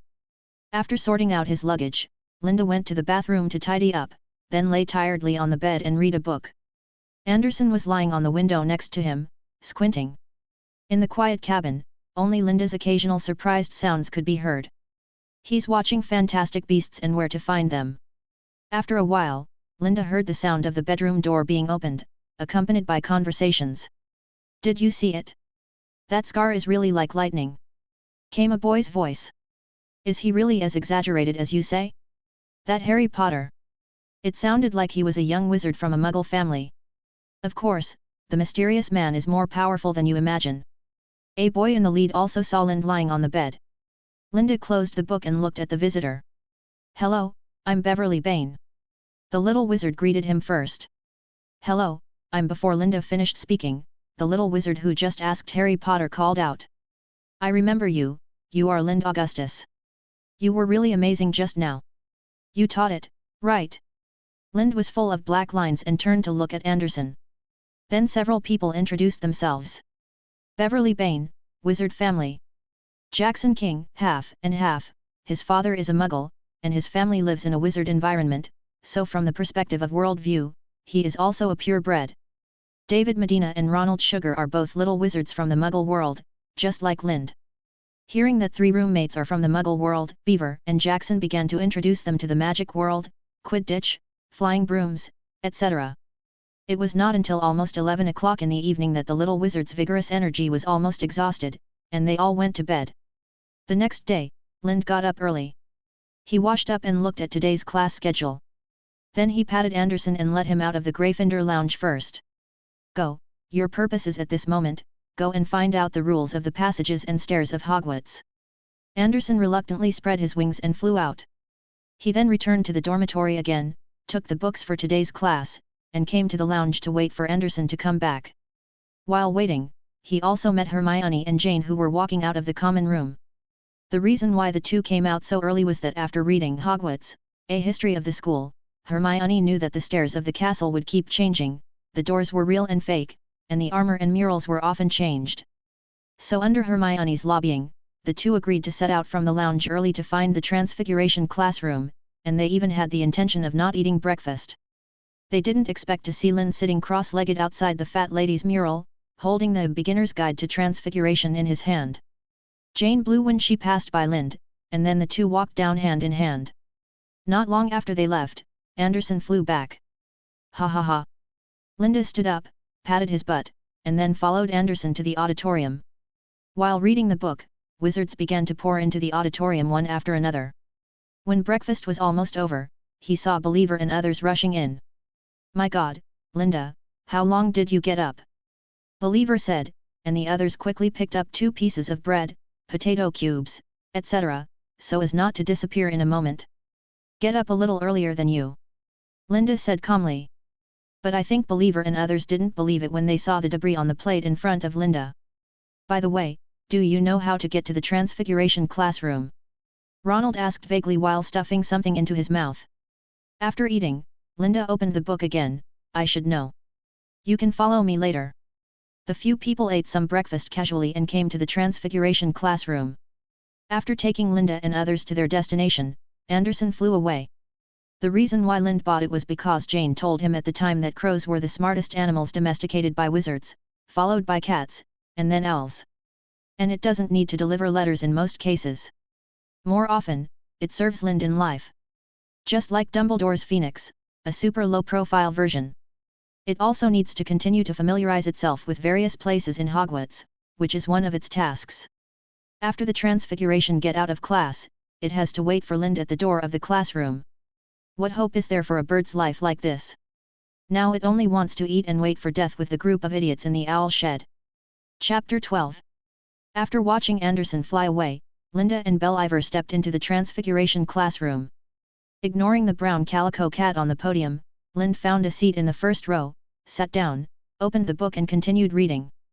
Isn't it normal for me, an ordinary little wizard, to not even know about animagus? Linda flipped through the pages for a while, then closed the book. He has read the book Beginner's Guide to Transfiguration many times. Its content is just a basic explanation of GAMP's 5 principles of transformation and techniques for performing transformation. Among them are the way the wand is waved, the inner desire to achieve the transformation goal, and the inner understanding of the envisioned transformation goal. The 5 principles of GAMP's deformation are: 1. Cannot use polymorph to produce food. 2. Permanent conversion between living and dead objects cannot be achieved. 3. Cannot transform into magic items. 4. The quantity cannot be changed. 5. Transfiguration cannot be created out of nothing. Of course, judging from Linda's scientific worldview, there are still many doubts. For example, using air as a medium to achieve transformation. How the transformed food will react with the digestive system during the magic maintenance time, etc.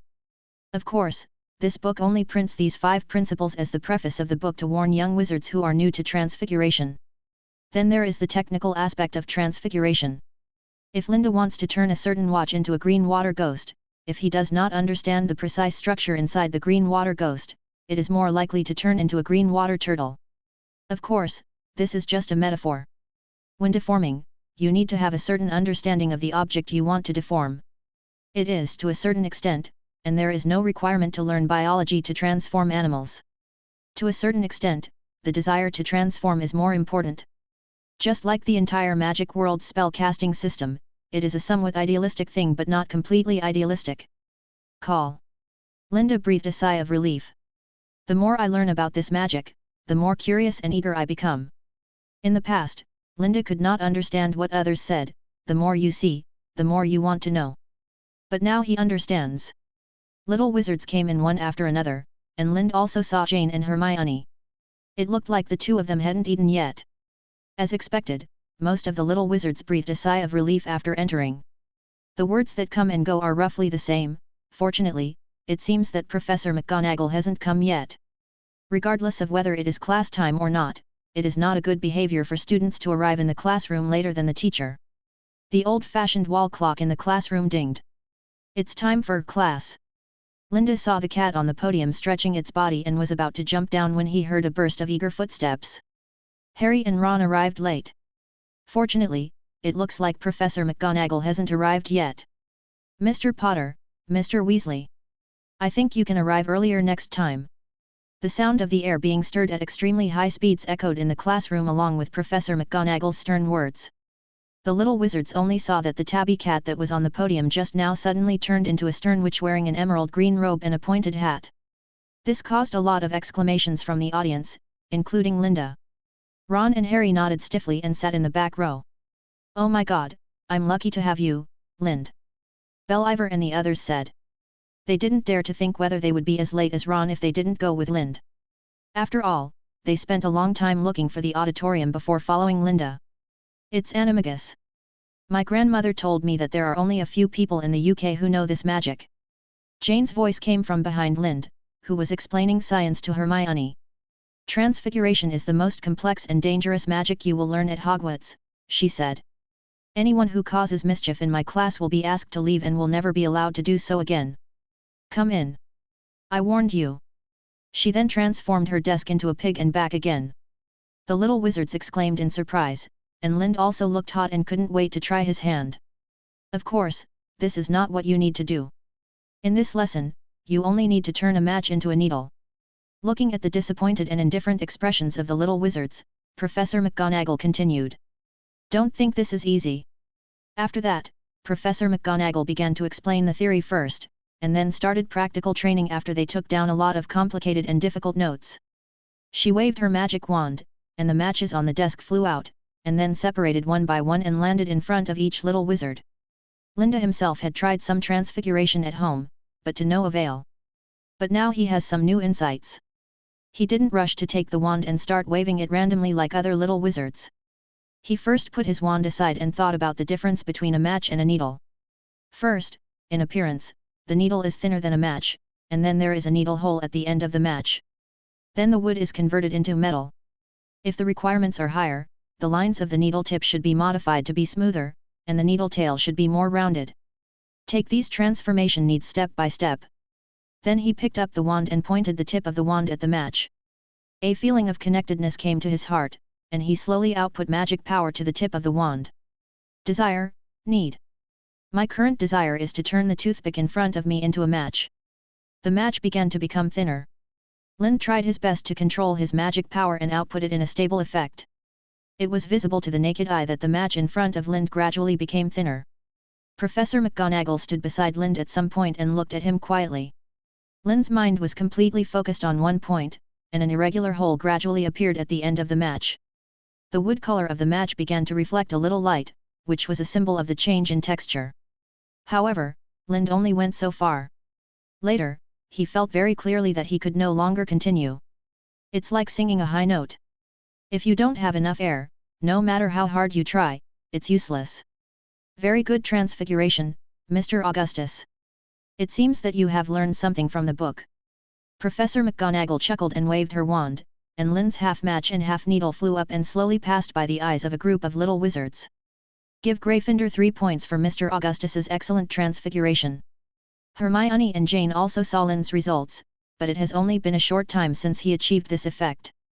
Jane looked at her match, which only had a slight silver light at the tip, which was nothing compared to Lind's. She also heard what Professor McGonagall said, and he also saw that Lind would hold a book wherever he went, just like this morning outside the common room. Hermione was not to be outdone, and stared at the match in front of her more vigorously. But Lind didn't think so much. His own goal was never to compare with these little wizards, and of course there was no need to compare with the so-called seniors. He just wanted to achieve the goal he set for himself. And his goal for this class was to be able to conjure a real needle and maintain it for a period of time. It lasted until the end of the get out of class, and Lind finally managed to conjure a complete needle. Professor McGonagall didn't expect Lind to be able to turn a needle into a whole class, so she gave him 3 points before, which resulted in Lind only getting 2 points for turning a needle into a needle. When the get out of class was about to end, except for Lind, only Hermione and Jane's matches had the appearance of needles. Then Professor McGonagall demonstrated to the whole class how she turned a match into a needle. The bell rang for the end of get out of class, and Lind slowly put away his things and walked at the back. Just like when he got off the Hogwarts Express, he didn't want to squeeze in with the crowd. As he walked out of the classroom door, Anderson also flew over and landed on Lind's shoulder. Chapter 13. The teacher of the afternoon spells class was Professor Flitwick. He was a very short spell master, and he did not hide his goblin bloodline at all, but said it openly, which won the favor of many young wizards. Professor Flitwick called the roll in the first half of the whole spells class, and when he called Harry Potter, he almost fell off the book he was standing on. The second half was basically answering the questions of the young wizards, just like chatting. Then he answered a series of questions such as why we should learn spells, what we are learning in spells, and why we should learn it. Professor Sprout of the herbology class was the same. He met the students for the first time, and then explained to the students the basic functions and basic conditions of each greenhouse.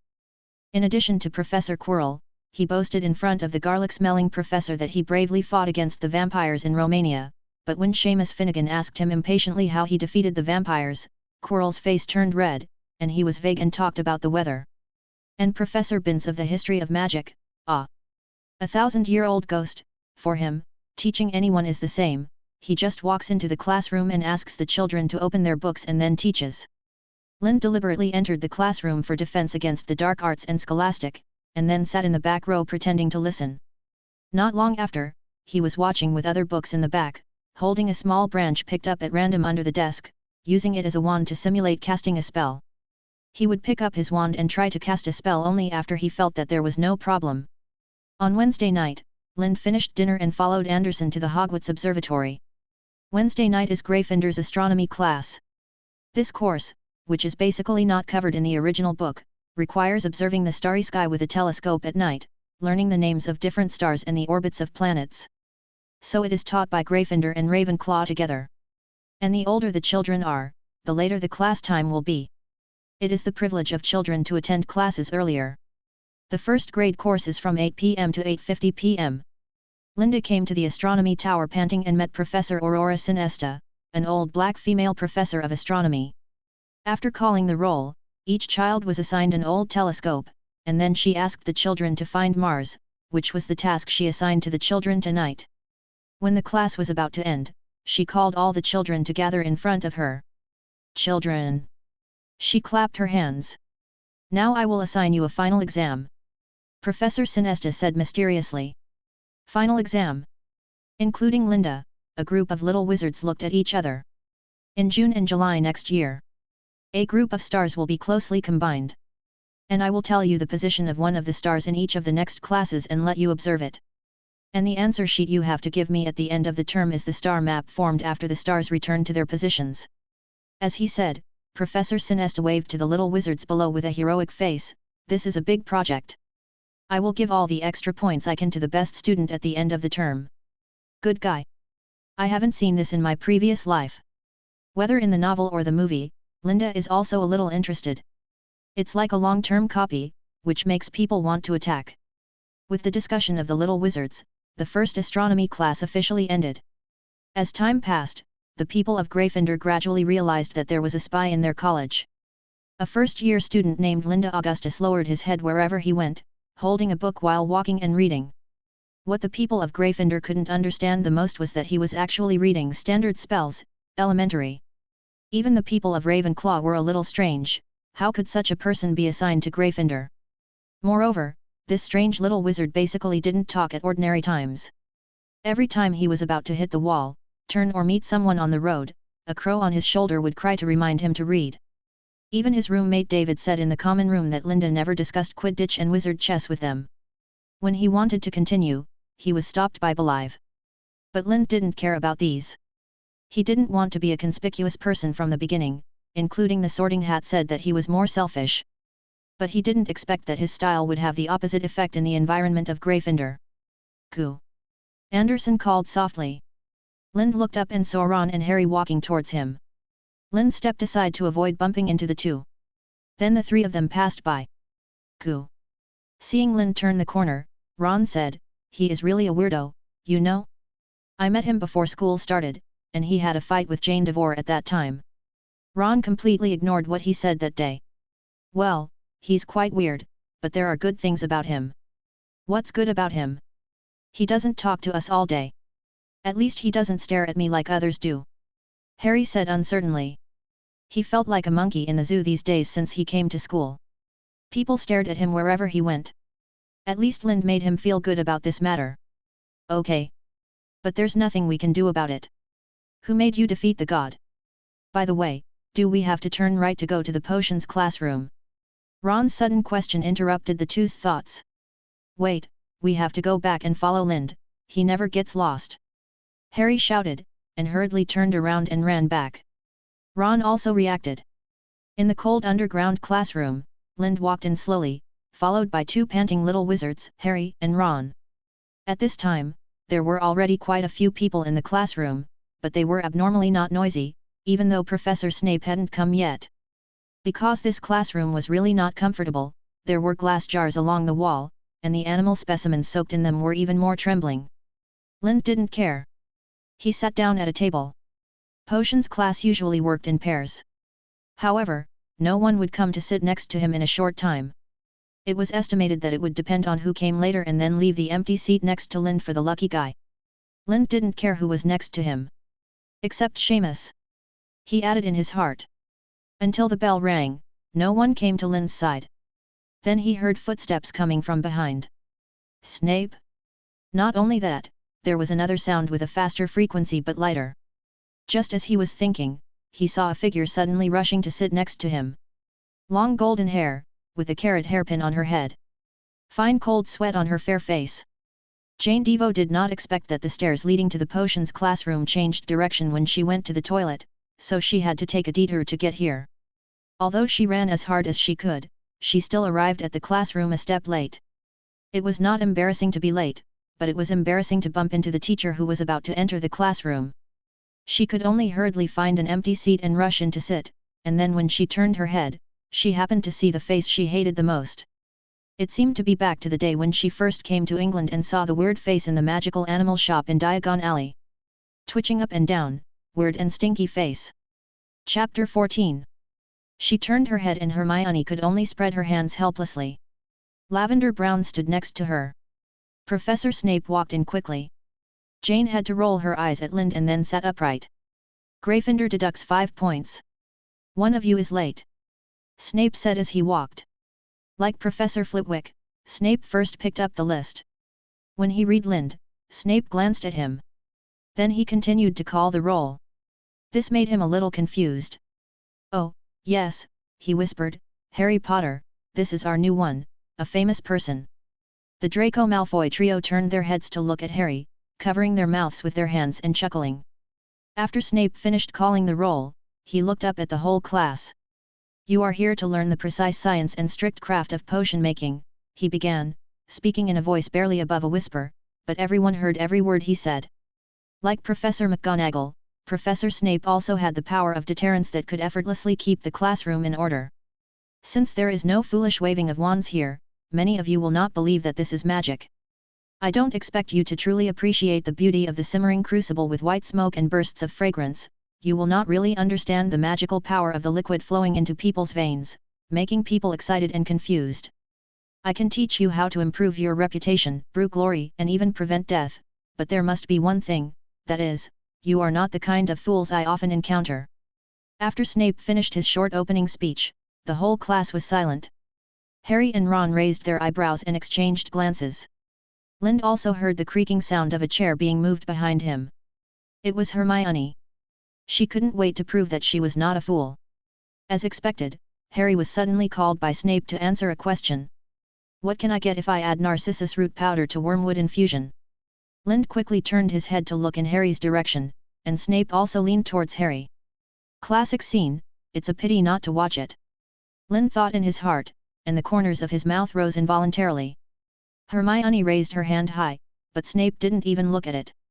After Harry looked around in confusion, he found that no one could help him, and finally he could only stammer, I don't know, sir. Tisk tisk tisk, it seems that fame can't represent everything. Snape said in a contemptuous tone. Let's try again. Potter, if I ask you to find me a piece of fecal stone, where would you find it? Snape asked again. Hermione tried her best to hold her hand high without leaving her seat, but Harry had no idea what a bezoar was. He tried not to look at Malfoy, Crabbe, and Goyle, the three of them were shaking with laughter. I don't know, sir. I don't think you've ever read a book before the start of the semester, have you? No need to answer, your performance is the answer, Augustus, you're laughing so happily. What's wrong? Are you happy to see the famous Mr. Potter in trouble? Lind was stunned, and Hermione's raised hand loosened. Anyone with a discerning eye could see that Snape was deliberately making things difficult for Harry, so what was Lind, a Gryffindor classmate, doing by laughing at Harry with the Slytherin guys at this time? Lind could swear to heaven that although he did go there with a mentality of watching a show, he was not as laughing happily as Snape said. Just now, everyone's attention was on Harry, and Snape's words directly made many people equate his laugh with the ridicule of Malfoy and others. Lind stood up. Professor Snape, I didn't laugh at Harry, I just thought of some fun things. What fun things? Maybe you can share them with everyone. Snape stared at him. Well, I dreamed that I became a handsome knight riding a horse in the middle of the Black Lake. Lind made up a mess of things at random. Anyway, it was a dream, so it didn't matter how you said it. Snape's face twitched. Hearing this, he was actually quite relieved. Only children in a warm family environment could have such a dream. After all, he himself would not be like Lind when he was a child. Do you think this is humorous, Augustus? Snape's face darkened again. I think it's quite interesting. Linda replied indifferently. Enough, answer the question just now. Snape shouted. Daffodil root powder and wormwood can be combined to make a very effective sleeping pill, which is a dose of life and death water. Fecal stone is a kind of stone taken from the stomach of goats, which has a strong detoxification effect.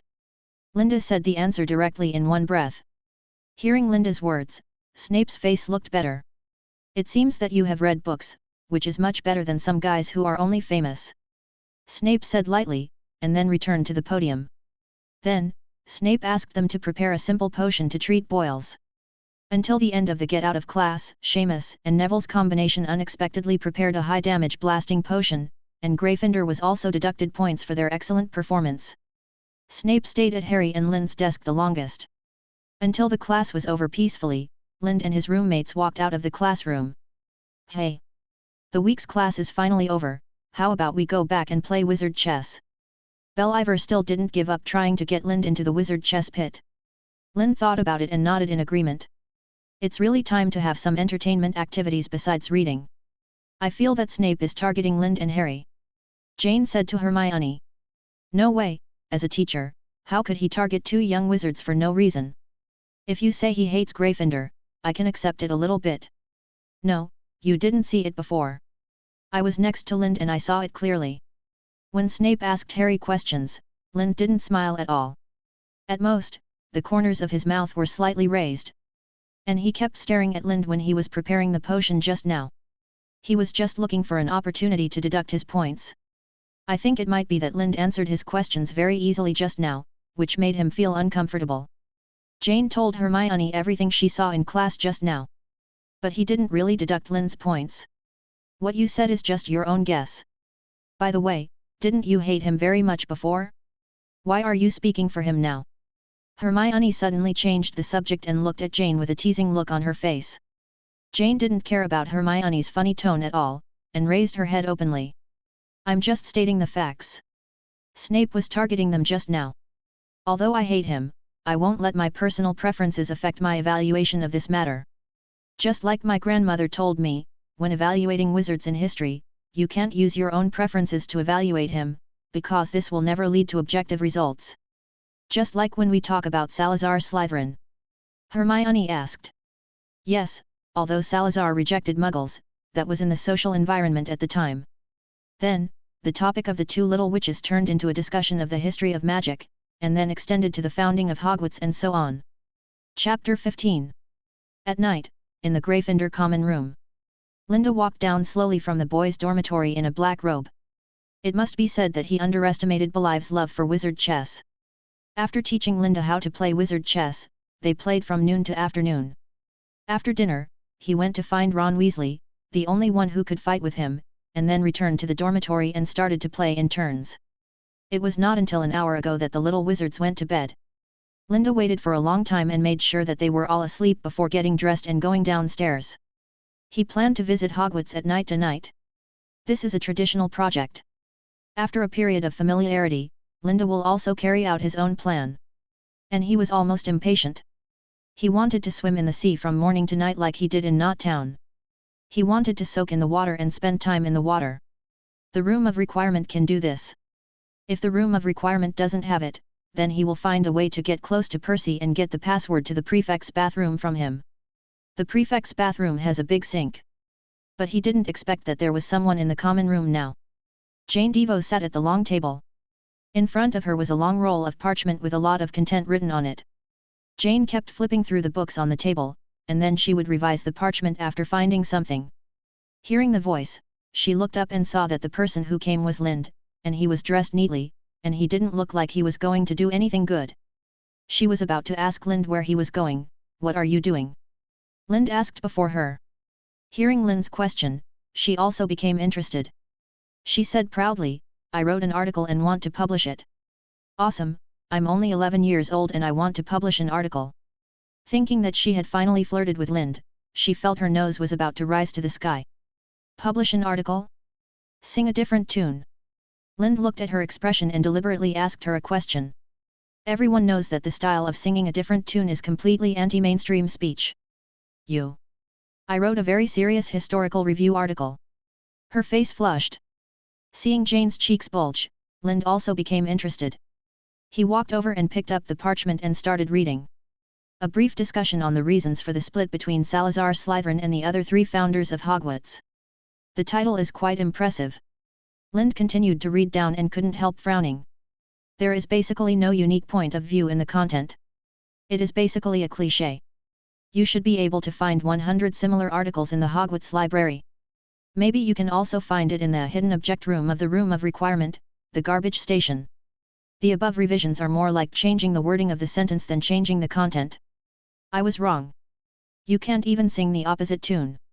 You have to know that Salazar Slytherin is a wizard with a very high status in the history of magic and has an influence to this day. There are countless articles about him. If your article has a little bit of unique views or some points that no one has written before, it may be published in professional magazines. Unfortunately, there is not even that little bit. After reading the whole article, it is just a piece of information from various materials. Linda looked at the books spread out on the table: The Rise and Fall of Black Magic, Ancient Magic Masters, King of the Century, and Major Developments in the Ancient Magic World, The Founding of Hogwarts. I don't know if Linda's expression is too serious or the content of his words is too convincing. Jane picked up the parchment and read it again and again. Her doubtful eyes wandered back and forth between the parchment and the books on the table. When she came to her senses, Linda was gone. While Jane was still in a daze, Linda had already walked out of the lounge, and Anderson had been waiting outside for a long time. As for why he knew Anderson had been waiting for a long time. Because it was the first time he saw a crow snoring. Lind poked Anderson with his wand to wake him up, and then signaled him not to make any sound. After Anderson was awakened, he stretched his wings to wake up his sleeping body. Then Lind stopped where he was, and it flew around. Its mission was to alert Lind to the administrator Filch, his cat, and Peeves. After quickly confirming that the surroundings were safe, it led the way in front. After a while, the man and the bird either hid or took a detour, and finally arrived at the 8th floor of the castle. He had already stepped on the point in advance and knew where the tapestry of troll beating stupid Barnabas with a stick was. When he came here, Lind drove Anderson aside to be on guard. He was worried that Anderson's IQ was too high, and the two desires intertwined here might not appear in the Room of Requirement. I need a big room where I can swim. I need a big room where I can swim. I need a big room where I can swim. Linda walked around here 3 times, and then he looked up at the opposite side of the tapestry. A small handle suddenly appeared on the originally smooth wall. Linda pushed open the door, and saw a stream of cold air coming out of the door. A super large swimming pool appeared in front of him, as big as 2 basketball courts. Linda was a little surprised at first, but he was relieved when he thought that the garbage room was much larger than this. There was nothing except pools of varying depths. In one word, simple. But this is exactly what he wants. This way he can swim however he wants. Linda looked at the back of the door, and there was a lock. This was exactly what Linda wanted. What if someone outside suddenly wanted to break in? Linda didn't rush in, but called Anderson first. Then, 1 man and 1 bird walked into the huge house. After entering the house and locking the door, he signaled Anderson to move freely, and then took off his robe, clothes, etc., revealing his lean body. Because he was only 11 years old, there was no muscle outline on his body, but compared to his peers, he could be considered a good figure. Then, Linda took a happy run and dived into the pool. As his whole body sank into the water, Linda only felt a soft wrapping feeling all over his body. His skin and his body were getting the best care. He only felt warm in the cold pool. His skin was breathing and his muscles were trembling. Lind felt like he had received a full buff. Even after swimming for a long time, he didn't feel tired, but felt more and more energetic. A feeling of enlightenment came over him, and he suddenly had an idea. Would it be better if I practiced casting in the water? Then, he rushed out of the water, and this was the first time he breathed air since he dived into the water. However, as soon as he came out of the water, he saw Anderson shouting at him in fear. For Anderson, he saw Lind dive into the water and never got up again. He was so anxious that he flew around on the water, and his eyesight could only vaguely see a black shadow swimming at a high speed under the water. Conspiracy. There is a monster here, he must have hurt my boss. Maybe my boss is dead now. Thinking of this, a complex emotion of regret and happiness emerged in his heart. Then, he saw the swimming monster suddenly jump out of the water. Ah! Don't eat me! Boss, no, it's still a monster. Linda looked at Anderson's strange appearance. His talent for animal communication told him that Anderson's thoughts were constantly switching between himself and the monster. Linda hurriedly went ashore, picked up his wand and came to the shore. The water surface gradually calmed down, and Linda looked at his reflection in the water. Then he reached out and touched his jaw with an unbelievable look on his face. 3 long strips on each side that slowly opened and closed with his breathing. Is this gills? Chapter 16. Linda stood blankly by the water, watching the gills on his cheeks slowly disappear after leaving the water. I'm not really a half-blood. Linda's mind was full of random thoughts. There really is a race of Murlocs in the world of Harry Potter. Because of Linda's guess that he was different from ordinary people, he learned about the race of Murlocs when he bought the book Fantastic Beasts and Where to Find Them. Although he was good at water and loved water. But he didn't think he had anything to do with Murlocs. At that time, he thought that even half-bloods would have very clear appearance characteristics. For example, Professor Flitwick, a goblin half-blood, was abnormally short and had pointed ears. Needless to say, Hagrid, a giant half-blood, even his inner aesthetics were influenced by his giant bloodline. Any hideous and terrifying monster was cute in his eyes. Linda touched his lower jaw, where the gills had disappeared, and he pinched it again to make sure he was not dreaming. There was only one possibility. I have reached puberty for half-blood Murlocs and will start to develop. That must be the case. But why do my gills become invisible when I leave the water? Does Dumbledore know? And a series of questions. Forget it for now. Lind thought again, if someone discovers this ability in the future, should I say that this is Mers Magus, a natural ability like Disguise Magus? After thinking for a while, Lind decided to reveal his identity and mixed blood ability step by step. Only by learning magic well in Hogwarts first is the most practical. Lind jumped into the water again, and soon after entering the water, the gills on his cheeks appeared again.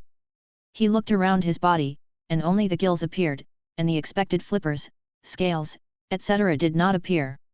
He put his hand on the gills and clearly felt the water being swallowed and spit out by the 2 gills.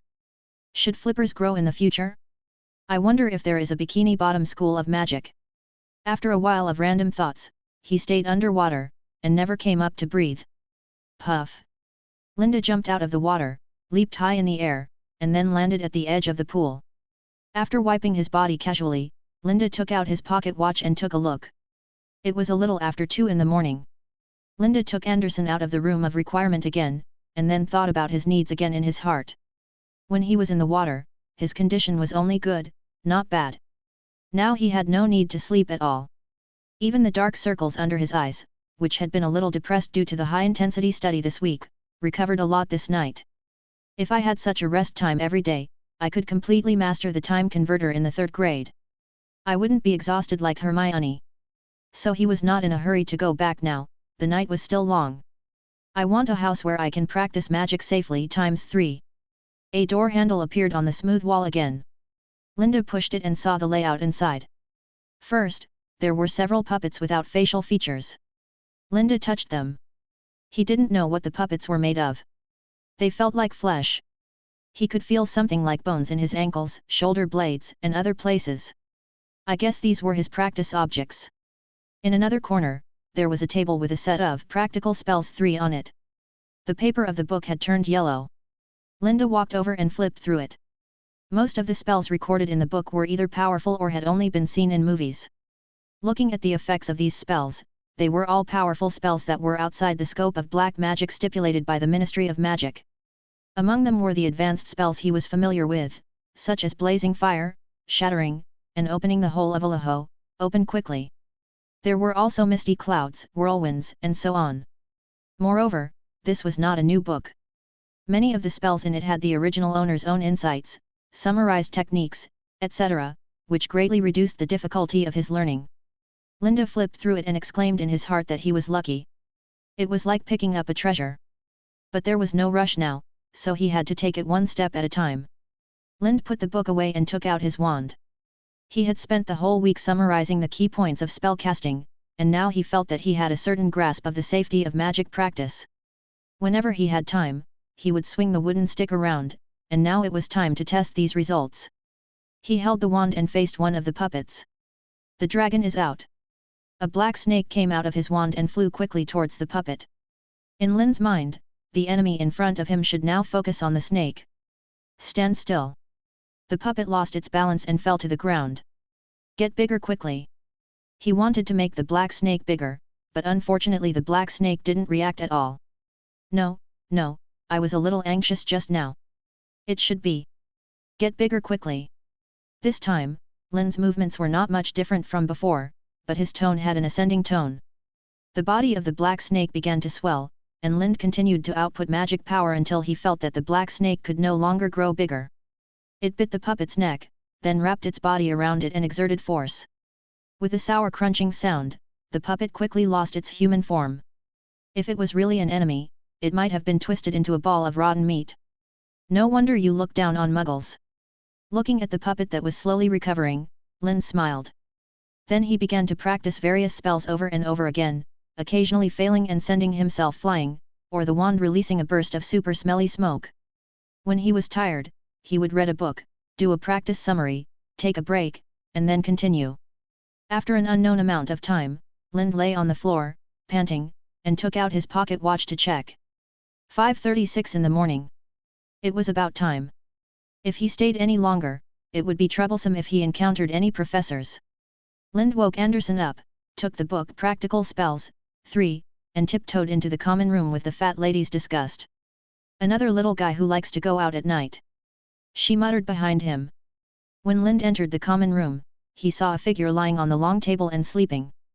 There was a small pile of torn parchment beside him, and his eyes were red, looking like he had cried. Maybe I said too much. He thought about it, and then denied his idea. Although I don't know why Jane wants to submit such a professional article in the first grade, and it can be said that many senior wizards may not understand what she said in her article. For example, social background, the Church's control of Muggles' thoughts, and other aspects, many other young wizards don't understand at all. The reason why Lind can understand her article is only because of other knowledge reserves. If you want to find a guy who can understand her article now, it may only be her good friend, Hermione Granger. But it's not possible, there's nothing to say. The only way for a young wizard of this age to publish an article in a professional academic journal is to find a potion book signed by the Half-Blood Prince in the potions classroom. Only the things on it are qualified to be published. I have to say that Snape is a genius. Lind passed Jane and returned to the dormitory. After a while, he changed his clothes, holding the practical spell in his left hand and a blanket in his right hand. While recalling the method of covering the deceased with a white cloth in the movie, he covered her with a blanket.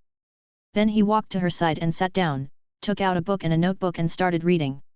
He waved the small wooden stick he used to simulate a magic wand in his hand again and again, without stopping. After a while, Lind heard a loud sound of footsteps coming from the girls' dormitory. Anyone who could walk down from the girls' dormitory so early on a weekend, Anderson's ass would know who it was. It must be Hermione. Jane was also awakened by Hermione's footsteps, climbed up from the table, and rubbed her eyes. Lind looked at himself and Jane, who were at least 2 steps apart, so there shouldn't be any misunderstanding.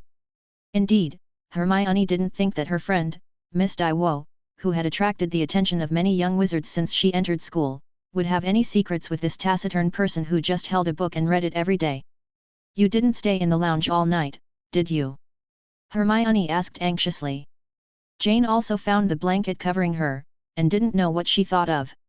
When she heard Hermione's words, she just stammered and hummed. You are only 11 years old, How can you do this? This is very bad for your physical development. Hermione wanted to say something about puberty and healthy development, but she saw Jane's red and swollen eyes and looked at Lind suspiciously. Jane quickly stopped Hermione's gaze while Lind was not paying attention. I have to go back and sleep for a while, you can only go to the library by yourself later. As she said that, she began to fold the blanket. Okay. Hermione was a little disappointed. Jane folded the blanket and walked over timidly to hand it to Lind, said thank you and ran away in a hurry. Oh my God, Neville! Think about whether you have forgotten something again. Harry's concerned voice sounded in the Great Hall in the morning.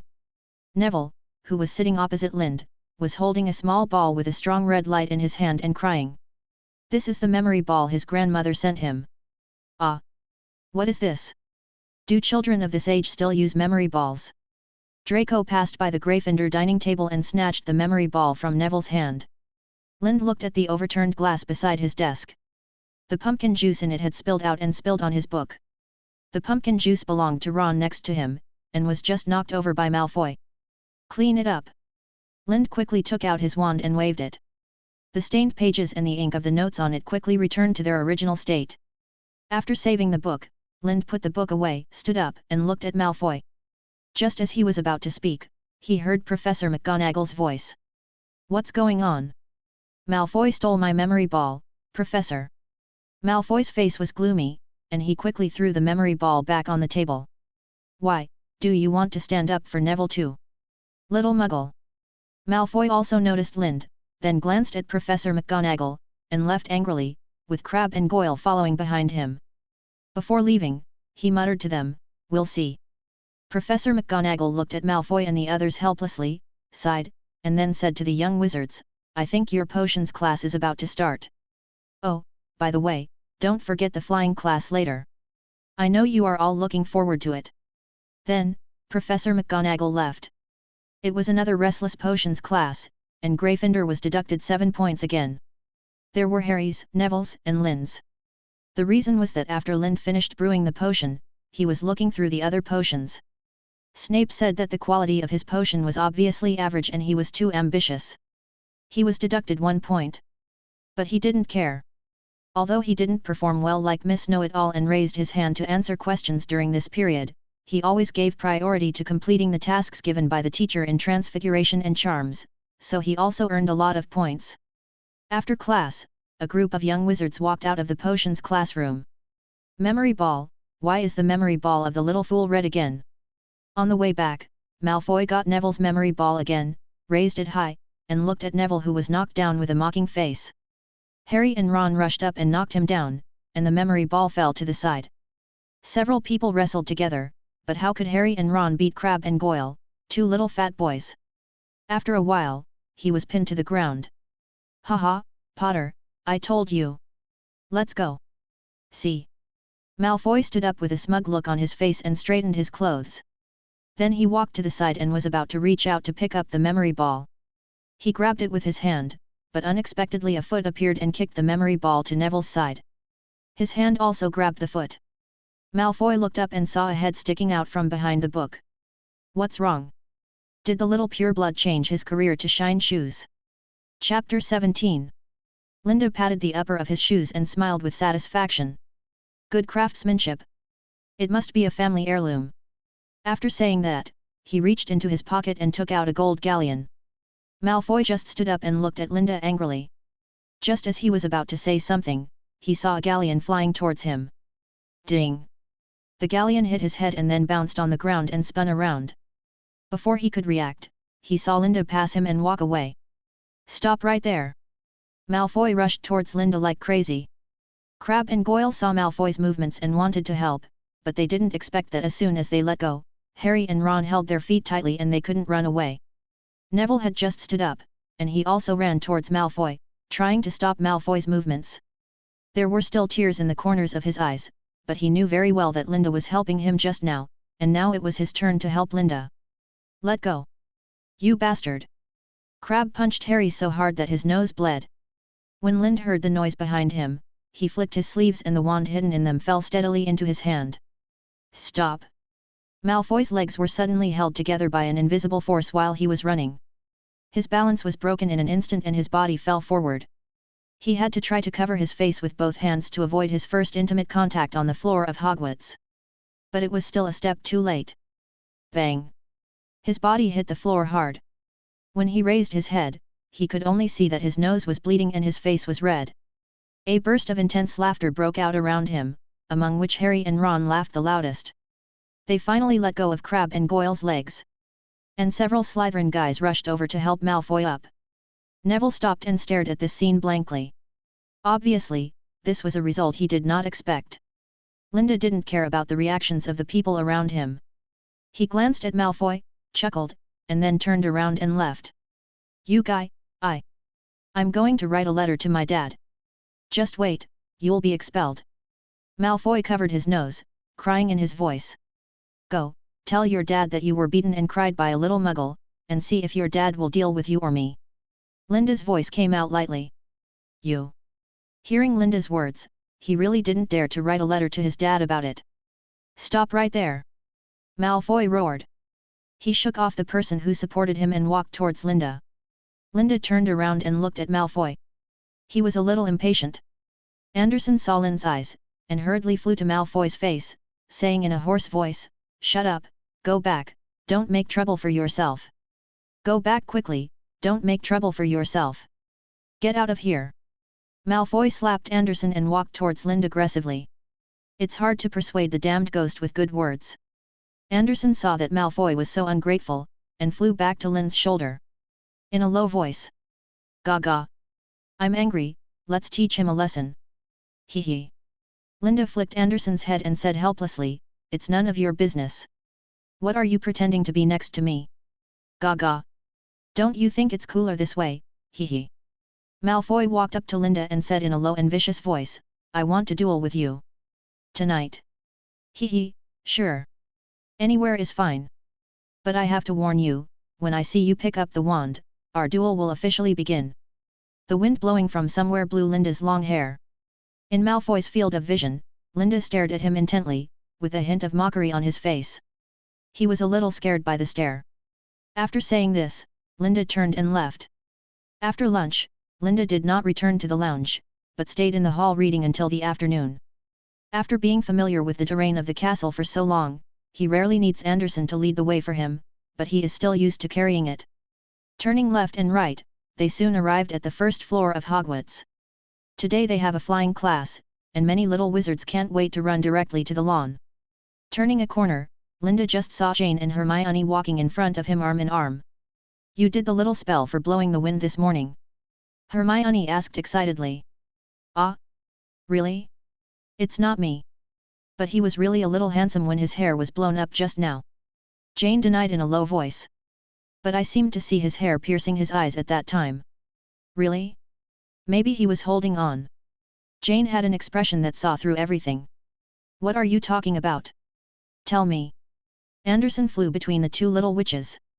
Then, the two looked back and saw that Linda had been following them for who knows how long. "Ah!" The two screamed and ran quickly to the lawn outside. Anderson flew back to Linda's shoulder, looking very proud.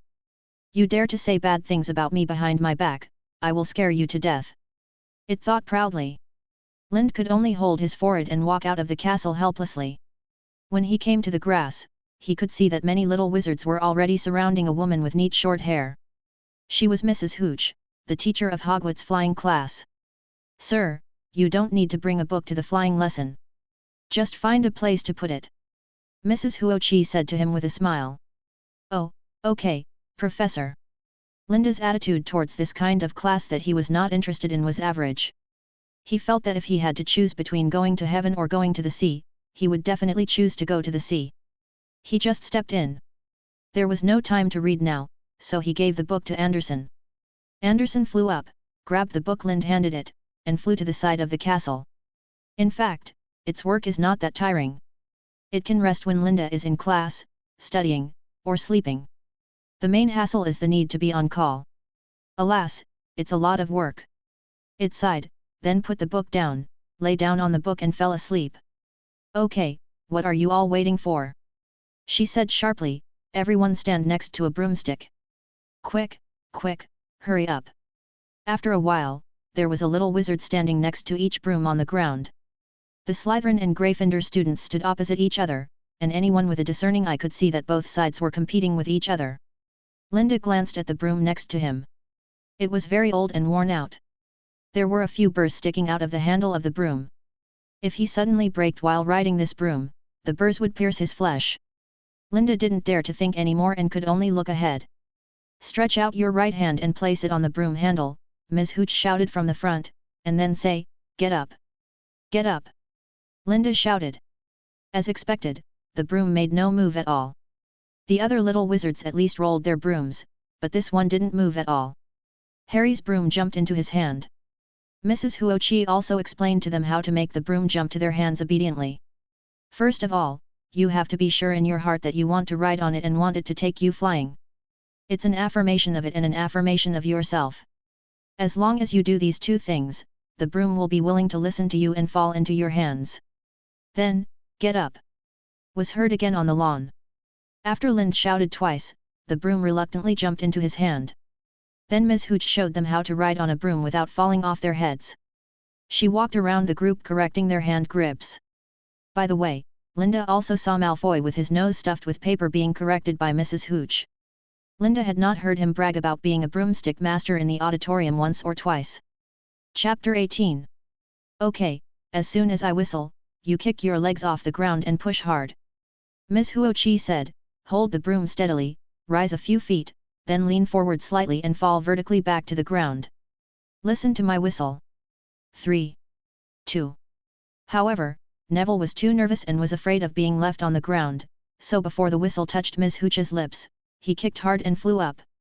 "Come back, kid!" Mrs. Hooch hurriedly called to Neville. There were some snickers on the Slytherin side, especially Malfoy and the others.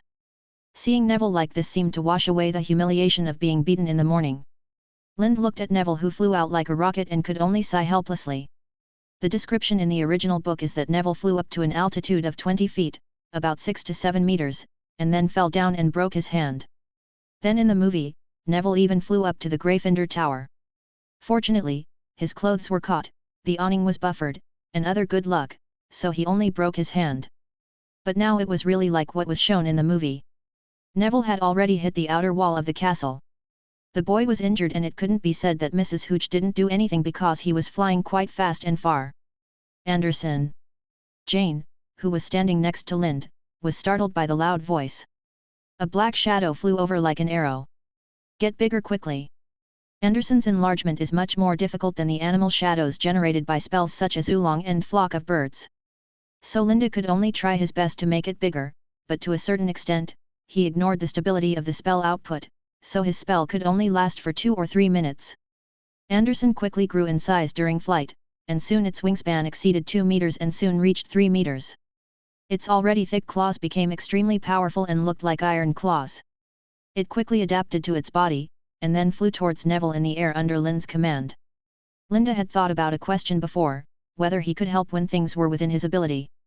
He still remembers a line from Spider-Man that he used to watch: "If you have the ability but don't act, then you will be responsible for the bad things that happen next."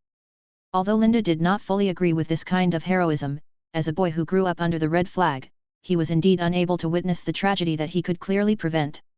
At this time, Neville's entire body was thrown out, leaving only his hands tightly grasping the broom handle. The broom was twitching wildly in the air, looking as if it was struggling to break away from Neville. Of course, Neville didn't know that a big bird would come to save him. He only saw a large black shadow crashing towards him, as if he was determined to spill blood on Hogwarts today. In desperation, Neville had no choice but to let go, even though he couldn't hold on anymore. But Anderson wasn't there yet. Suddenly, a hand grabbed Neville. "Harry!" Ron yelled. It turns out that when Neville lost control, Harry got on his broomstick in desperation. Harry grabbed Neville tightly, but Neville's hands were too slippery, all due to cold sweat from fear. Finally, Harry failed to catch Neville. But by this time Anderson had also arrived. The fallen Neville was calling his grandma, his round face was bloodless, and the feeling of being stuck in the air and falling had already caused some of his brain to shut down. Then in the whistling wind, he heard the sound of the fabric of his robe tearing, and at the same time, the momentum of his body's fall slowed down. Anderson was also helpless. He wanted to grab the child's arms and lift him up, but his hands and legs were flailing around too fast. Fortunately, due to the wind, the hem of the child's clothes was blown above his body. Tear!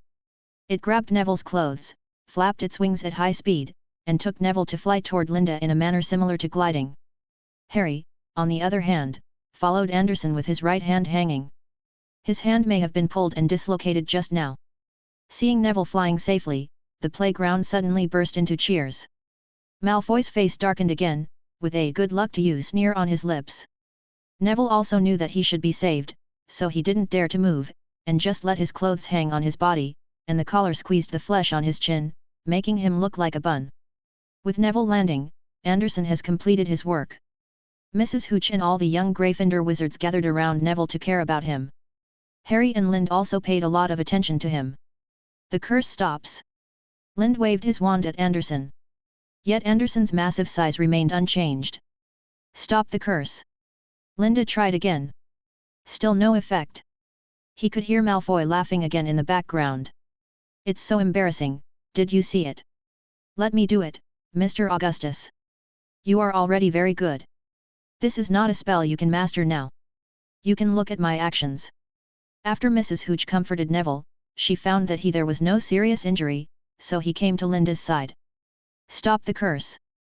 Mrs. Huochi waved her wand at the slowest speed while maintaining a steady output of magic power, so that Lind could see its trajectory clearly.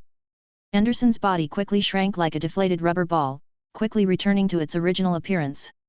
After the spell was completed, Mrs. Hooch looked at Lind and Harry and said, "You have shown the excellent qualities of Gryffindor, and you have also won 10 points for Gryffindor." Then he looked around again, and his tone became serious. "I'm taking Harry and the child to the hospital. No one of you is allowed to move. Put the broom back to its original place, otherwise, you will be kicked out of the Hogwarts gate before you can say Quidditch. Let's go, dear." Then, she took Neville and Harry to the school infirmary. "Haha, did you see it? That little tearful Longbottom." Malfoy laughed again. "Malfoy, you are really enough." Paddle said, "She is a little witch in Gryffindor. What's wrong, do you want to?" Linda didn't care about their quarrel and walked aside by himself. Seeing a branch on the ground, he picked it up. He put the branch on a big stone to avoid causing unnecessary trouble. Flames are blazing. A fierce flame burst out of the branch. Linda aimed his wand at the flame, first scratched it twice in the air, and muttered something in his mouth, as if he was looking for the state when Madame Hooch cast the spell. The curse stops immediately. The flame flickered and became much smaller, but it did not go out. It would be enough if it happened twice more. The flames are raging. He once again restored the burning flame to its original burning state. The curse stops immediately. The tip of Linda's staff emitted a dazzling light, and the burning flame suddenly went out as if the air around it had been sucked out. Success! Lind wiped his sweat, released the flame again, extinguished the flame, released the flame, extinguished the flame. Over there, Ron was already tussling with Malfoy, and Seamus Bellyfetter and his other roommates were also involved in the war. The solo between Harry and Malfoy in the original plot has now become a gang fight between Gryffindor and Slytherin. Lind thought for a while, but gave up the idea of going up to stop the fight and beat Malfoy secretly. There's no need, it's just a bunch of kids fighting. They were all punching and kicking each other, and as long as they didn't use magic, nothing big would go wrong. As for Malfoy, there are plenty of opportunities to play with him. Thinking of this, Linda stood aside, asked Anderson to bring the book to him, and then he read it by himself. Chapter 19. After a while, Madame Hooch came back. Looking at the messy lawn and the bruised little wizards, and thinking about the grievances between the two colleges, she immediately understood what happened. Gathering to fight. Gryffindor and Slytherin will each be deducted 40 points. And I will report it to the dean of your college.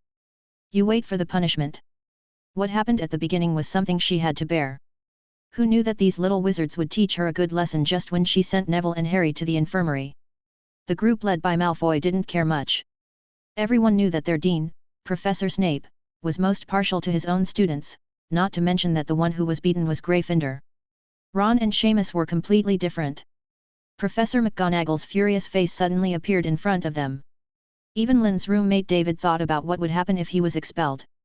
Hogwarts doesn't need such disobedient little guys who fight not long after school starts. His face turned pale, and he trembled as he finished the next flying class. Once the flying class was over, there were no more classes for the day. On his way back to the common room, Lynn saw Harry and Professor McGonagall. Harry had an indelible smile on his face, and even with Professor McGonagall next to him, he still felt like he couldn't hold back his laughter. Others might think that Harry didn't have to be expelled, or that he was laughing because he didn't receive any serious punishment. But Lynn thought that he was so happy because he had shown off his skills in the flying class before, and then Professor McGonagall took a fancy to him and made him into the Gryffindor Quidditch team. Lynn nodded to Harry and was about to say hello to Professor McGonagall, but he didn't expect Professor McGonagall to speak before him. Her usual serious expression in class was gone, on the contrary, she looked very happy now. "Linda, I've heard about the flying class. It was a great performance, very Gryffindor-like." "Professor McGonagall, I just did what I should do." Linda smiled at Professor McGonagall, and then his expression became the same as Jane's in the magical animal store that day. There was a kind of pride that was tried hard to hide.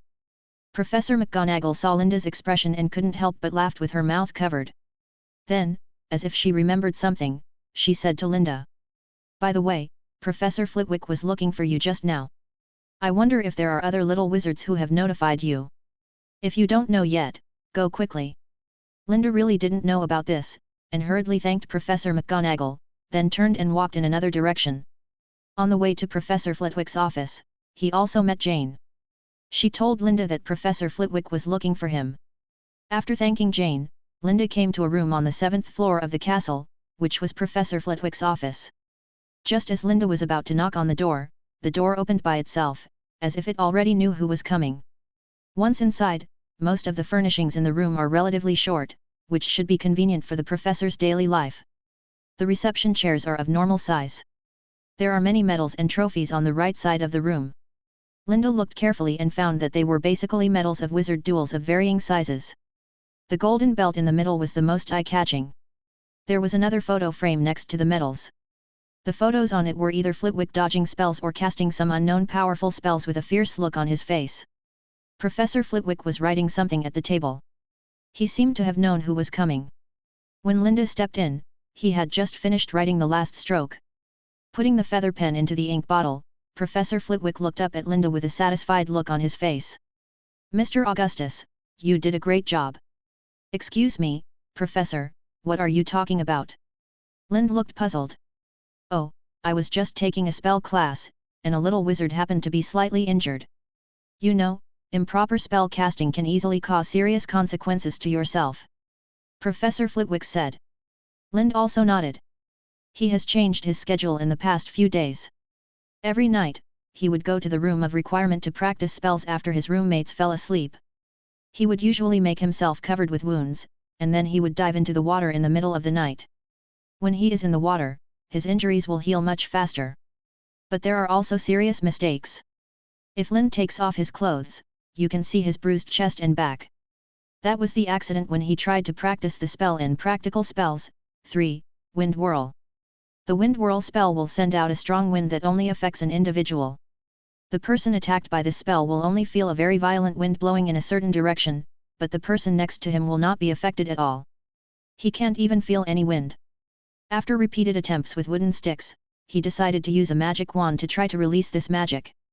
After many attempts, he successfully released this spell, but after success, he could not control the power of this spell at all. The power of the wind whirlwind acting on the puppet was beyond his imagination. The violent wind blew towards the puppet, blowing it directly against the wall behind it, and then the whole puppet suddenly exploded. Fragments splashed out. Even though he used armor to protect himself as quickly as possible, he was still seriously injured. After that, he temporarily gave up the idea of practicing such advanced magic spells. It was not something he should be exposed to now.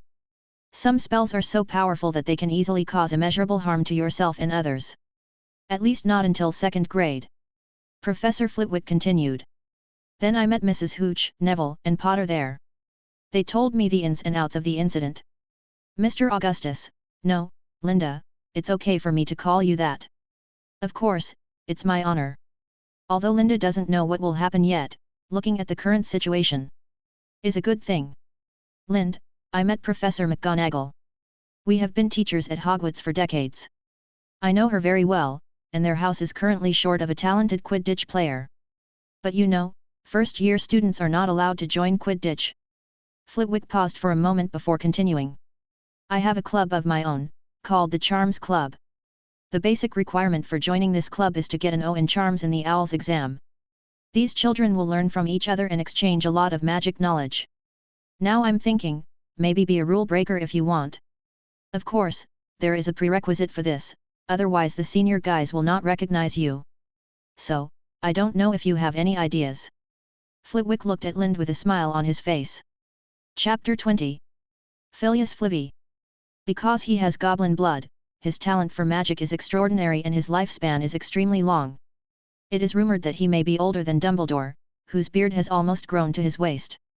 When he was young, he was a frequent participant in major wizard duel competitions. He was one of the top people in the world in terms of spell casting speed, spell casting level and understanding of spells. Currently the headmaster of Ravenclaw College, he is short and mild-tempered, and teaches charms. His class is one of the students' favorite subjects because Professor Flitwick is not strict with the students and everyone can move freely in class and even joke with him. Now, he looked at the little wizard in front of him. Lindgren Augustus. With a gentle expression. Judging from his current performance, a young man whose talent is not inferior to him at all, and who works extremely hard. When Lind heard Flitwick's words, his face turned red and his heart beat faster. He felt that he had never been so excited when a girl confessed to him in his previous life. Yes, of course I do. Linda said eagerly. Professor Flitwick was very satisfied when he heard his answer, with an undisguised smile of appreciation for Lind on his face. Come and sit here. You have to know that it's not that easy to get the approval of the little wizards in the club. Lind also knew that people in the Charms Club would not recognize this first-year kid just because Professor Flitwick spoke. Linda must show that he can communicate with them. No, he should be able to listen to their communication. Of course, it won't be too difficult for you. I heard Mrs. Huochi say that you tried to use the spell stop on your crow. So all I ask of you is, 1 week from now, show me this spell. It's Thursday, and the Charms Club's weekly meeting is Friday. So. Professor Flitwick made a you-know expression. When Lind heard Professor Flitwick's words, his heart almost jumped out of his chest. Professor, I think I've mastered the mantra, he gasped. Professor Flitwick looked surprised, his mouth opened wide in disbelief. He still remembered what Huochi said to him, I also showed him the terminating spell. To be honest, he had already grasped some of the skills of this spell. I think he can master it in a few days. You must know that this is a third-grade course, and other little wizards may not know the existence of this curse. This is why he only gave Linda 1 week. But unexpectedly, Linda told him that he had mastered the curse. Surprise followed by joy. He stretched out his finger and pointed at the photo cabinet that Lind had just seen, and a photo frame flew over. A silent, wandless flying spell. Professor Flitwick took the flying photo frame and stretched out his hand to touch the photo. The photo frame was covered with a layer of white mist, making it difficult to see the photo inside. See no one else is an unknown and very practical spell that allows people except the caster to not see the contents of the spelled item.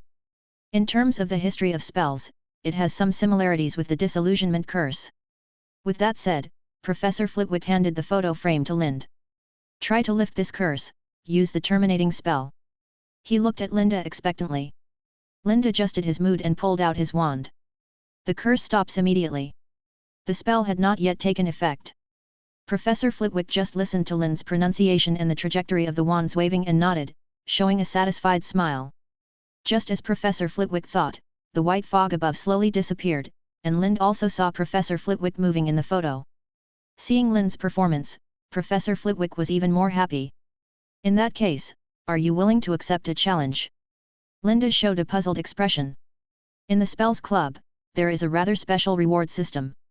If a young wizard makes a very outstanding speech or learns a relatively difficult spell, then he will be able to draw a photo from my photo wall as a reward. Lind looked at the photo in his hand. Professor Flitwick on it did not have a thick beard or deep wrinkles, but his black mustache was trimmed very delicately. There was an indelible anger on his face, and an arrogant smile on his lips.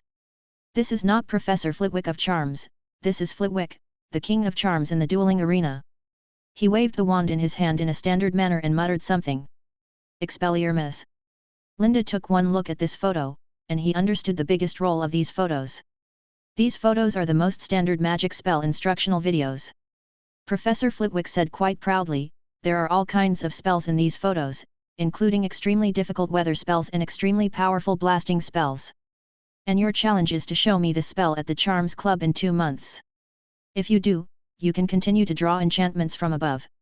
Since the inception of my club, the highest record has been a child completing this challenge 3 times in a row. On the 4th time, he drew the Patroness charm, and the challenge ended. Learning the disarming spell in 2 months was extremely difficult for him, a first-year wizard. It was indeed a challenge. Professor Flitwick expected that Lind might look frustrated, embarrassed, confident, or completely indifferent. But he didn't expect Linda to have this expression, fanaticism. After a final conversation, Flitwick sent Lind off. Before leaving, the professor also reminded Linda to attend the first club meeting tomorrow night. Shortly after Lind left, Professor Flitwick's door was pushed open again, and another little wizard came in. "Hello Professor Flitwick, I heard you were looking for me." "Welcome, Cedric." Linda held the photo frame and looked at it while walking, trying to remember every action in this magical photo. It took 2 months to learn such a magic spell, which was extremely difficult. The most difficult magic he knows so far is to quickly grow in size. Then there are several basic spells such as fluorescent flashes, oolong coming out of the hole, blazing flames, and unlocking spells. And after he overestimated his capabilities and tried the wind whirlwind last time, he still focused on the basic magic spell. The difficulty of the charms class can be said to be the most difficult. George and Fred once said when Harry was in 6th grade, most of the guys in the Ministry of Magic can't even cast a decent iron armor charm. When Harry was in 5th grade, when they formed the army, the spells Harry taught were the disarming curse, the petrification curse, the iron armor curse, etc. Back in the Gryffindor common room, Lind continued reading and studying until the evening. He has read several books for this semester many times, but he has been practicing various spells. If it were not for this difficult challenge given by Professor Flitwick, he is confident that he can master the 1st grade in 2 months. Of charms and transfiguration. Linda knew he had talent, but it wasn't that outstanding. Compared with other little wizards, his advantage is a more mature learning style and a calmer mentality. Also, he was reading books all the time, and was sorting out the magic system in his mind. And now he basically doesn't sleep in the dormitory every night. "I went to the room of requirement every night to practice on my own and then got into the water to recover." In addition to the charms and transfiguration classes, he would only preview and review the rest of the potions and herbal medicine classes. He didn't even look at history of magic, defense against the dark arts, etc., let alone preview and review. He didn't even bother to listen to them in class. Chapter 21. At night, after his roommates went to sleep, Lind sat at the window of the dormitory with a note in his hand, and a shadow was flying back from outside. In the moonlight, you can see the words on the note: "Remember to bring your assistant, Draco Malfoy." His signature and the previous text don't look like they were written by the same person, which shows that he has practiced his signature. For a noble, a beautiful signature is very necessary. Lind still remembered that in the original plot, Malfoy and Harry made an appointment to duel, and then he stood up Harry's pigeon and deliberately asked Filch to catch Harry and Ron, who were deceived. So he deliberately asked Anderson to wait at the door of the Slytherin lounge to see if Malfoy would come out. Anderson slowly landed on the window, and Lind leaned over to his ear. "Cuckoo," it called in a low voice. Malfoy really came out, with Crabbe and Goyle. "It seems that Lind's words write a letter to your father." Poked his noble dignity. Thinking of this, he supported his head helplessly and cursed himself loudly as a fool. He might as well tell Malfoy with a righteous face, "As a Gryffindor, I will never do such a thing as a night tour of Hogwarts. After all, if I really duel with Malfoy, I will be famous tomorrow." So he still thinks it is best to let Malfoy down. Thinking of this, he is actually looking forward to Malfoy's bad face tomorrow. "I think he should say that he is a softie in the group of young wizards." Linda told Anderson to avoid Malfoy and his group when exploring the way, and then he slowly walked out of the dormitory and walked down the spiral staircase. Then he saw a familiar figure standing below, as if waiting for someone. "Miss Jane, what are you doing outside tonight? Seeing you like this, as a Gryffindor, I will never allow any classmates to go out for a night tour." Linda spoke slowly. Jane was relieved when she saw the person coming. She ignored what Linda said and directly stated her purpose. "I heard what you said today. You are going out to duel, right? You don't know, wizards need an assistant for a duel. I want to go with you and be your assistant. I have wanted to beat up that Draco for a long time. She was excited. Yes, but I think I have an assistant, so I don't need your help. Linda had a black line on his face. He really didn't expect that this girl would be so excited about beating people. Jane looked like she had seen through Linda a long time ago, and waved her hand. Okay, don't be stubborn. You don't have any friends here, and you still need an assistant.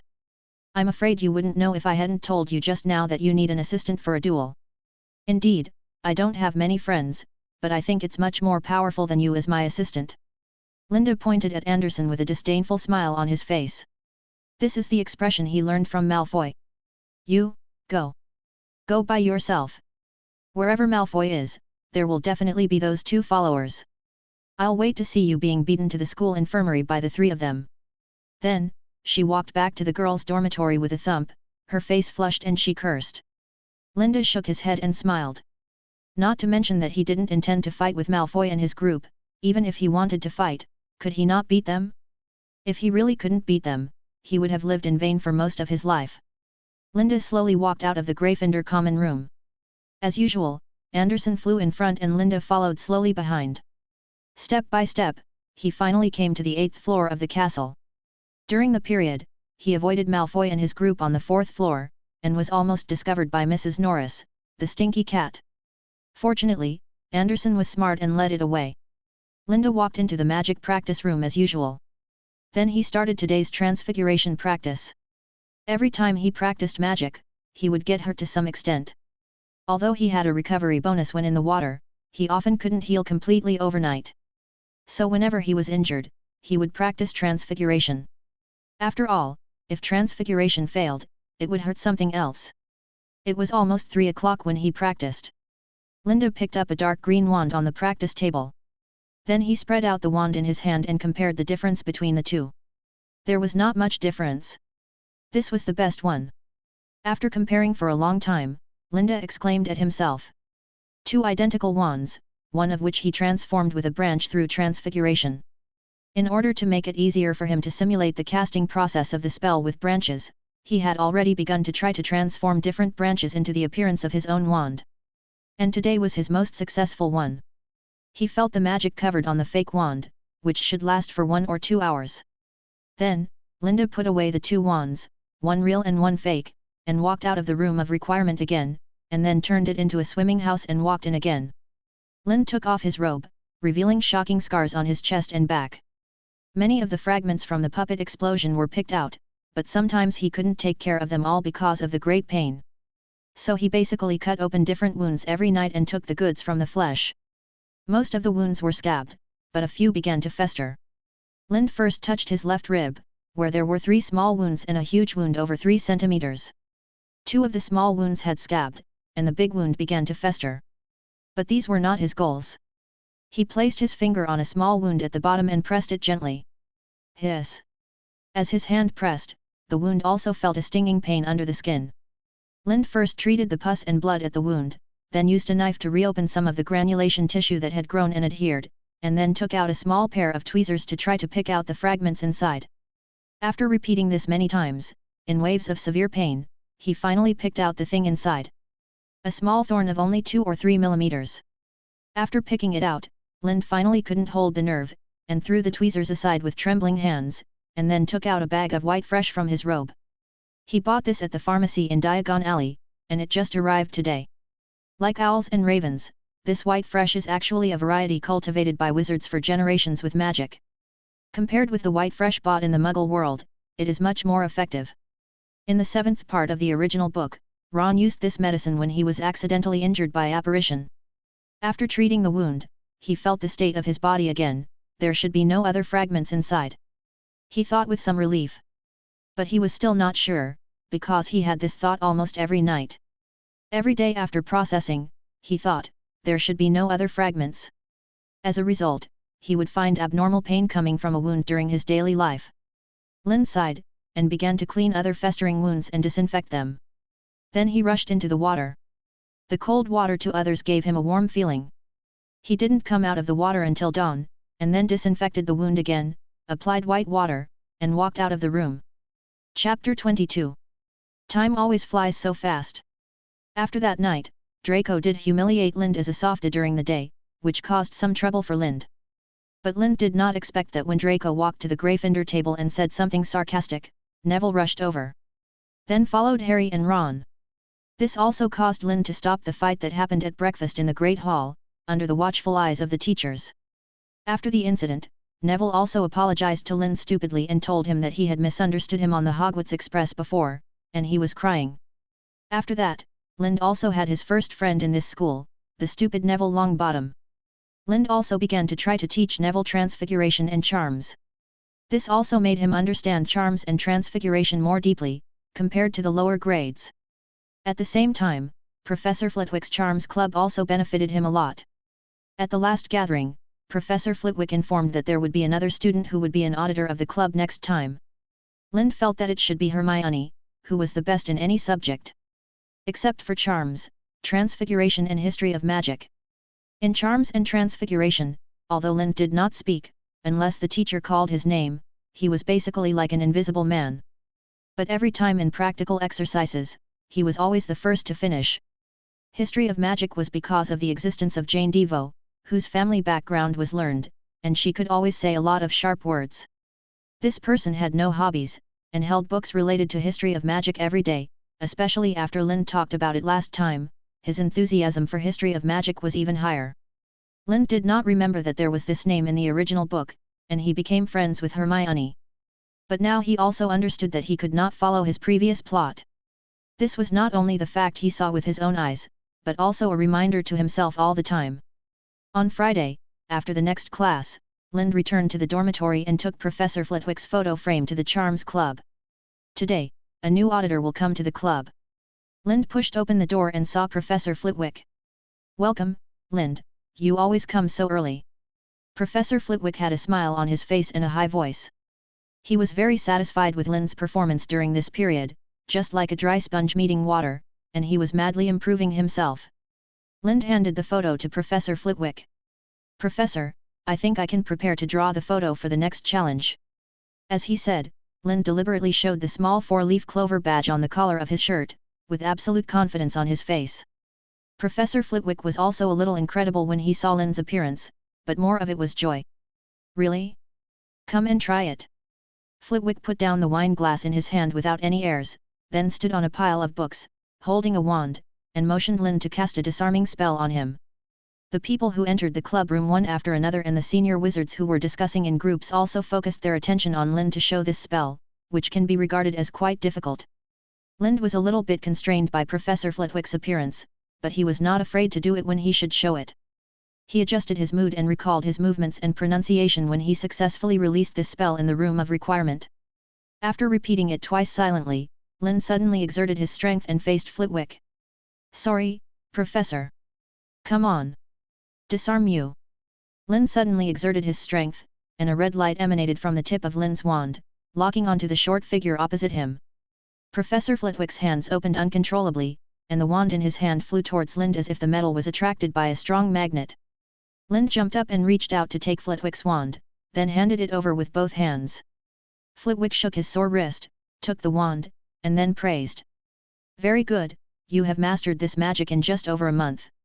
Although the power is slightly inferior, it has already reached the basic level of the disarming spell." He nodded in approval. Then, warm applause rang out around him, and the senior wizards also cheered for him. Linda thanked everyone around him one by one, and then saw Professor Flitwick throw the disarming spell photo in his hand to the wall. The picture frame seemed to have wings, and slowly flew to a vacant space on the entire wall. On other parts of the wall, there were densely packed photo frames of various sizes. But the contents of their photos were covered with a layer of flowing white mist, making it difficult to see the contents inside. It was exactly the don't look that Professor Flitwick showed him last time. And after the picture frame of the disarming spell was hung on the wall, it was automatically covered with a layer of white mist. A puzzled voice sounded, "Won't people know which picture frames are which spells?" A new face that was more immature than the other senior wizards walked out of the crowd. Although he was much younger, he was undoubtedly the most handsome person present except Linda. Although Cedric was younger, his figure was not worse than those seniors. "Cedric, the new member the professor was talking about is you. A senior Hufflepuff witch at the back suddenly shouted happily. Oh, yes. I received the professor's invitation and challenge a month ago. And then I completed it last week. Cedric greeted everyone he knew one by one. This is why Professor Flitwick is so popular. He was always willing to give the children some time, whether it was when Lind was bathing in applause just now or when Cedric was saying hello to everyone around him now. It looked like everyone around him had gotten to know Cedric. Then he spoke slowly. Of course this won't happen. As he said that, Professor Flitwick took out the disarming curse photo frame that had just flown up and used the flying curse again. Linda took a look and found that the photo in the frame was no longer a disarming spell, but split into 4, a highly powerful combat spell. When Cedric saw it, he couldn't help but be shocked. The fifth-year girl who initially called him when they greeted her had told him, "How could Professor Flitwick have such an obvious loophole for you?" But what others say is what others say, and seeing it with your own eyes is different. Linda was also so surprised that he was speechless. This disarming spell photo had been with him for more than a month, and he could clearly see the texture, details, and wear and tear on it. He was sure that the torn-apart picture frame and the disarming spell picture frame were not the same at all. But they are extremely similar. When did it change? Linda couldn't help but look at the wall, trying to see the doorway inside. Okay, let's go and choose a challenge. Professor Flitwick put the torn photo frame back again, then patted Lind on the back, indicating that he could choose a new spell. Lind looked at it for a while but didn't see anything, so he had to cast a spell first before getting down to business. But these photo frames were big and small, the small one was like a pocket book, and the big one was almost as tall as him. Seemingly sensing Linda's hesitation, he added, "Don't worry about choosing. The difficulty is completely random, and the type is completely random. It doesn't matter the size of the photo frame or the placement of the photo frame. When you get it, it will be the right size for you." After listening to Professor Flitwick's explanation, he felt relieved and pointed to a larger picture frame on the lower left side of the wall. Without knowing the content, he could only look at the style of the photo frame to get a feel for it. The photo frame he chose was an ordinary wooden photo frame, even its rivets were exposed. Professor Flitwick waved his hand, and the picture frame flew over. Professor Flitwick handed him to Lind, who knew what was in the frame before he even looked at it. This is a very powerful but difficult spell. But there is a shortcut to learning it. Just like the quickly opened spell is an advanced spell of the Ilaho Cave unlocking spell. It is also an advanced enchantment for common enchantments. Professor Flitwick pointed at the photo frame and smiled mysteriously. Chapter 23. Linda picked up the picture frame that had shrunk to the size of a book, and the white mist on it slowly dissipated. The picture in the frame was also revealed. In the photo, Professor Flitwick and a wizard were standing in a place like a coliseum. He was wearing a short robe, with a sweatshirt tucked into his dirty dark green military pants. His messy hair hung in front of his eyes, his beard was half burned, and his face was extremely manic. With a wave of the magic wand, the magic power drew a complex and tricky trajectory. Raging water gushed out. A thick stream of water burst out from the tip of the wand at a high speed like a high-pressure water gun, hitting the wizard opposite him directly against the wall. The wall behind him was cracked, and the man directly sprayed a large amount of blood with some internal organs. Then the picture stopped, and then began to repeat the scene. This kind of magic photo can only repeatedly replay the scene that happened at the time of taking the photo, just like the wizard card in the chocolate frog and the characters in the newspaper. On the contrary, the portraits on Dumbledore's headmaster's office and the portrait of the fat lady are another more advanced technology. Of course, we will talk about these later. After reading the content of the photo, Lind put it into the lining of his robe. He didn't say anything more, but thanked the professor and started the timer. The professor will not give any hints for this challenge of the Spells Club. If he was not a first year, Professor Flitwick would not have reminded him that this is an advanced spell of a commonly used spell. Afterwards, everyone sat down one after another. The gathering of the Spells Club is a round table meeting. Professor Flitwick sat in the middle of the circular long table, facing the main door of the room, and then the other formal members sat together. In the middle of the round table, there is a puppet doll, which is convenient for club members to use when showing spells. Lind once saw a 7th-year wizard come up with his new idea at a gathering. He tried to cast a miniature fire spell in the human body, but the puppet suddenly exploded because of the unstable magic structure. At that time, a semicircular protective shield appeared in front of the round table, directly blocking the puppet fragments and shock waves to prevent any malicious incidents. Then the 7th-year wizard was beaten by Professor Flitwick, and he apologized to everyone around him one by one. In the subsequent discussions, the puppet kept repairing itself. When the party was over, the puppet in the middle became as good as new. After the party, Lind also went up to observe the puppet closely, which was obviously much more advanced than the one he used in the room of requirement. Professor Flitwick also said at the time that if the whole room was quantified in gold galleons, the most valuable thing was this puppet. There was another longer and higher round table outside the round table surrounding the puppet. This table was the audience seat, which was set up some time ago. Lind sat here for a while before, and now he has a new desk mate, Cedric. Lind also spoke here several times, but basically answered questions raised by others. As for participating in the discussion, don't make a fuss. The things that students can discuss here are difficult for many guys who have already graduated, not to mention him. After Lind and Cedric sat down, the discussion began. There was also a bustling discussion on the table. Lind took out his notebook silently, and like a recorder of a meeting, he wrote down the content of the discussion. Of course, it was limited to knowledge points. After all, the content of their discussion was varied. Someone learned a new spell and then shared the difficulties and points of attention in learning. Or they discussed the magic articles they saw in a certain publication, and there were also various discussions about some of their own strange ideas. He would record what he felt was useful, such as the details of casting various spells, pronunciation points, emotional control, etc. He would sort out the doubtful questions or opinions and ask Professor Flitwick. Although Lind couldn't get a word in on the issues they discussed, he couldn't deny that he learned a lot here. Cedric was obviously well prepared. He took out a shorthand quill and then spread out his notebook. The shorthand quill started writing automatically.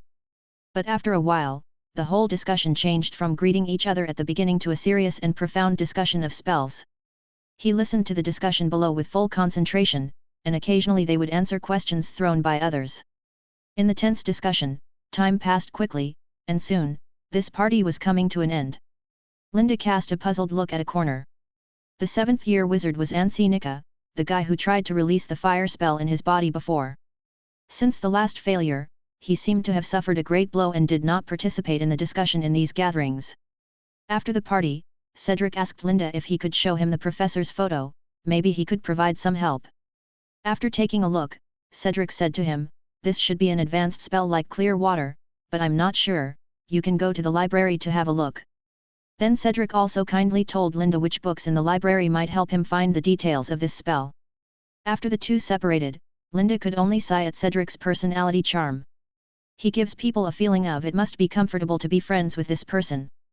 Who would have thought that the most outstanding wizard in Hogwarts came from Hufflepuff, a house that is generally considered mediocre? Then Lind turned his attention to what Cedric had just said. Indeed, this spell with the spell Turbulent Flow is very similar to Clear Water like a spring. Clear water into a spring is also called the water spraying spell, and this spell is also the penultimate spell that Lind has to learn in the 1st grade. The last spell they have to learn in the 1st grade is the dancing spell, which is often used as a first-year final exam question. If it weren't for the need to learn the disarming spell, he should have mastered these two spells and entered the self-study of the 2nd-year content. The effect of the water spraying spell is like a stream of water spraying out of the wand. But the main point of this spell is water, so it cannot be considered an offensive spell in the spell classification. The one in the photo is completely different. In addition to water, its focus is also on spraying. The water stream is launched from the wand at super high speed to attack the enemy. Judging from the scene in the photo, it is very powerful. Back in the Gryffindor common room, Lind began to organize his notes. Jane came over and handed him a cup of lemon tea. "This is what Hermione made, but I'm a little sleepy, and I just came back, so I'll give it to you." Linda felt that she was just here to disgust him. After all, the tone she used when she said this was exactly the same as the tone he used to talk to Felix's 2 dogs. Linda didn't know what to say to her. After all, she at least brought him a glass of water. So he could only wave his hand, signaling her to go to bed if she was sleepy, and not to hang around here. Chapter 24. After finishing his notes, Lind returned to the dormitory and pretended to rest. He planned to wait until his roommates went to bed before going to the room of requirement. Unexpectedly, he fell asleep while waiting. Lind himself had never thought that he would sleep so comfortably. He woke up on time in the morning, stretched his body and was no longer sleepy. He just felt that everything today was beautiful. It must be because he hadn't had a good sleep for too long. Lin thought that he hadn't slept for about a month, but he had been using water to soothe and restore his spirit. Lin took the photo of Professor Flitwick and started to look at it. After a while, a gust of wind blew. Lin turned the photo frame over and covered it on the cabinet. What should I do today? He suddenly didn't want to read books very much. He always felt that there must be more interesting things in the world than simply reading books. Although he already had a mature soul, the hormones secreted by his body over 10 years old always made him have some second-year thoughts. He also called this situation abnormal adolescence. I didn't feel it at other times, but now Halloween is coming, and the whole castle is filled with a happy atmosphere. Lind looked at Ronald's bedside table, which was a half-made ghost mask.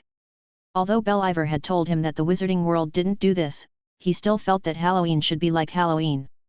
He even pulled Ron from the next dormitory to make ghost cosplay props together. After Lind went to the bathroom to wash up, he walked down the spiral staircase of the dormitory and happened to see Jane writing something again. Jane G. Devo. Lind just saw her signature. Ah! Jane was frightened by her voice and grabbed the parchment. Don't you make any sound when you walk. After seeing who was coming, she said angrily. Then she rolled up the parchment and put it in the envelope. Sorry, I thought I was the only one who left my middle name when signing, so I was a little surprised. Lind smiled embarrassedly and made an excuse casually. Middle name? You have something like this? In her tone, it seemed as if Linda didn't deserve a middle name. Haha. Linda chuckled. At this time, she also wrote down the specific address and recipient of the letter.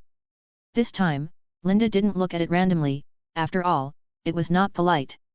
After sealing the letter with wax, she skillfully handed the letter to Anderson on Linda's shoulder. Go, take it to the owl in the owl shed. Anderson was combing his feathers, and when he heard her words, the bird was stunned. Stupid. This is the word that Anderson pronounced most clearly, but it's a swear word. After saying that, it continued to comb its own feathers. You two are really of the same lineage. Jane gritted her teeth and said. No, its cultivation is not enough. Linda said with a nonchalant look, but there was a little pride on his face. He was also thinking about waiting for an opportunity to let Anderson go to Sirius's house elf Kriaker to study yin and yang. Jane grabbed the envelope angrily and left the common room alone. Linda thought for a while and also walked out of the common room. He planned to take a walk on the lawn outside after breakfast. As soon as he walked out of the common room, he saw Jane coming towards him. Her expression looked very twisted and she walked in front of Linda. Please, help me deliver it. I really don't want to go there. She begged reluctantly, deliberately making a delicate expression. Oh, okay, don't face me first. As he said, he lifted Jane's head and turned to the other side. Linda could also clearly see the blood vessels bursting on her neck and her trembling hands. Linda didn't care, but gestured to Anderson, and then it flew up and took the letter from Jane's hand and flew out of the window.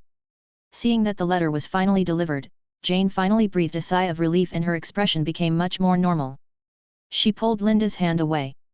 She hurriedly said thank you, and then went back to the Gryffindor common room. She is pretty, isn't she? Said a portrait next to her. Lind turned his head and looked. The painting depicted an incident in the Middle Ages when wizards were persecuted by muggles. The protagonist in the painting was a missionary of the church. He often used magic to heal people, but in the end he was gouged out of his eyes and burned at the stake.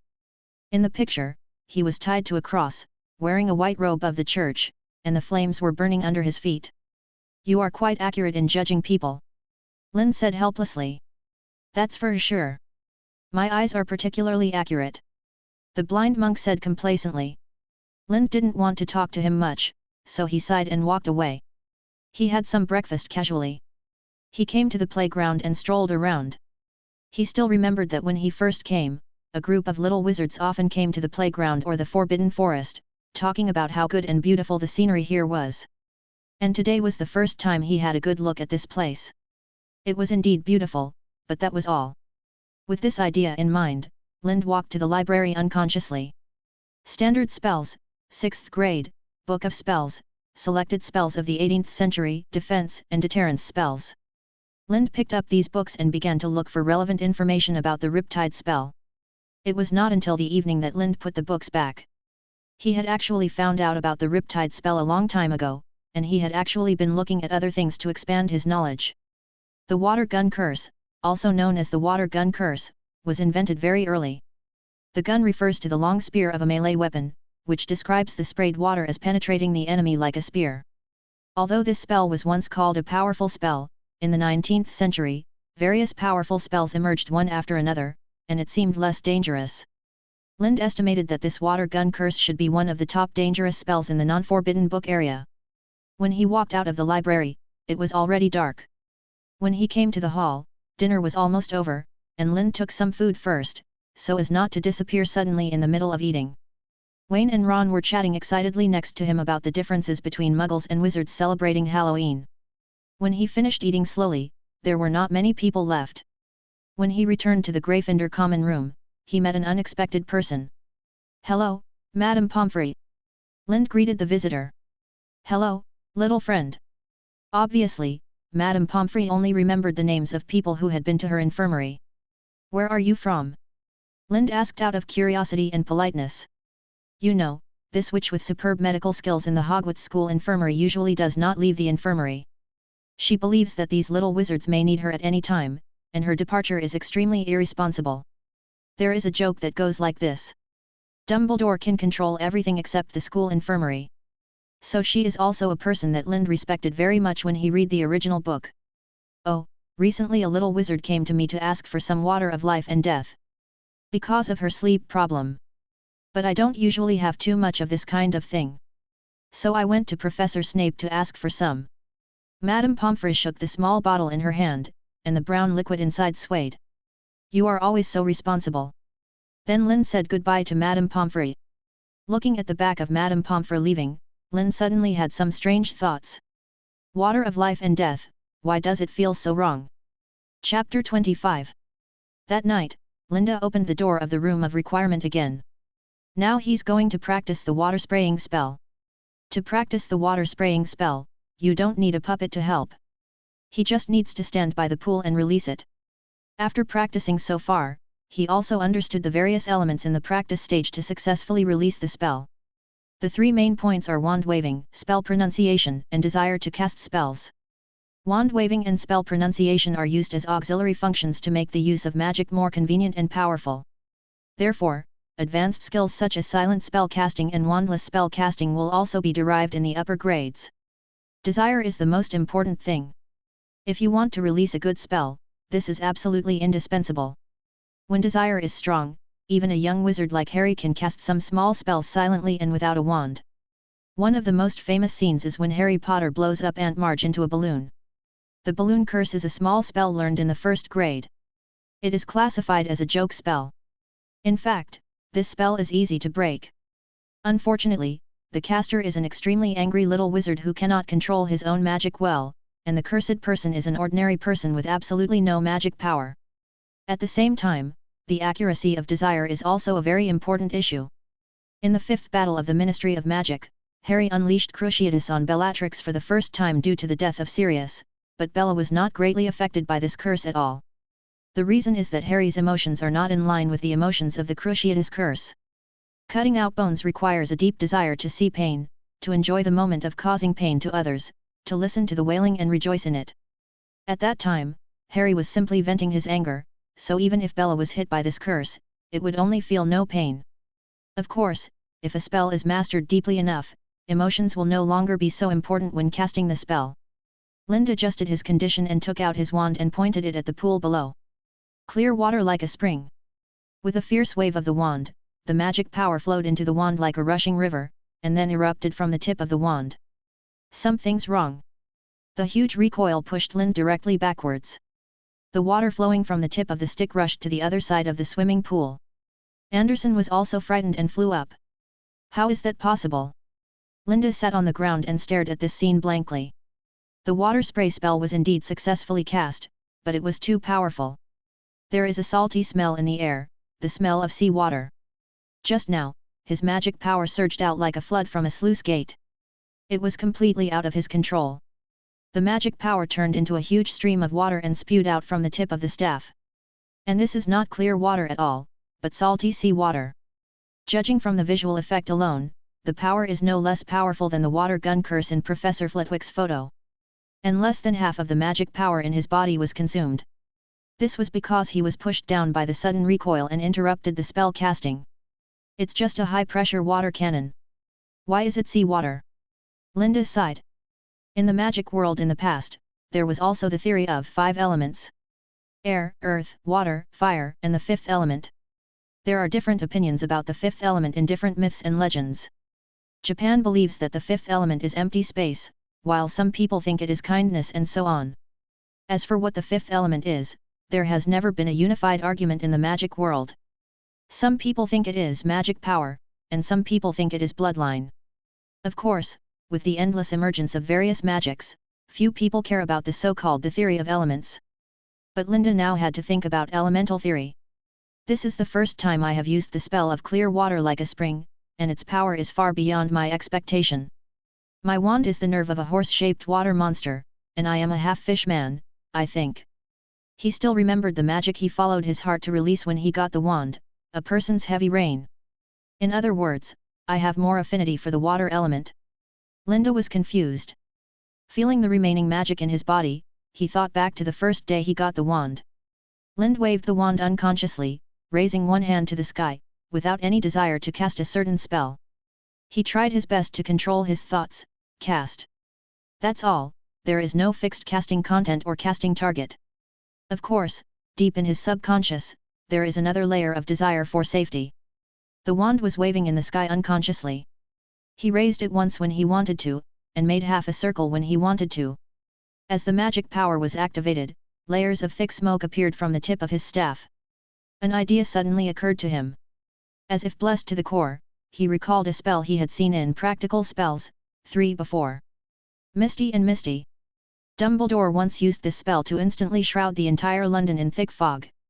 In an instant, a large amount of white mist was sprayed out from the tip of Linda's staff, and in other corners of the room, mist slowly poured out from some places.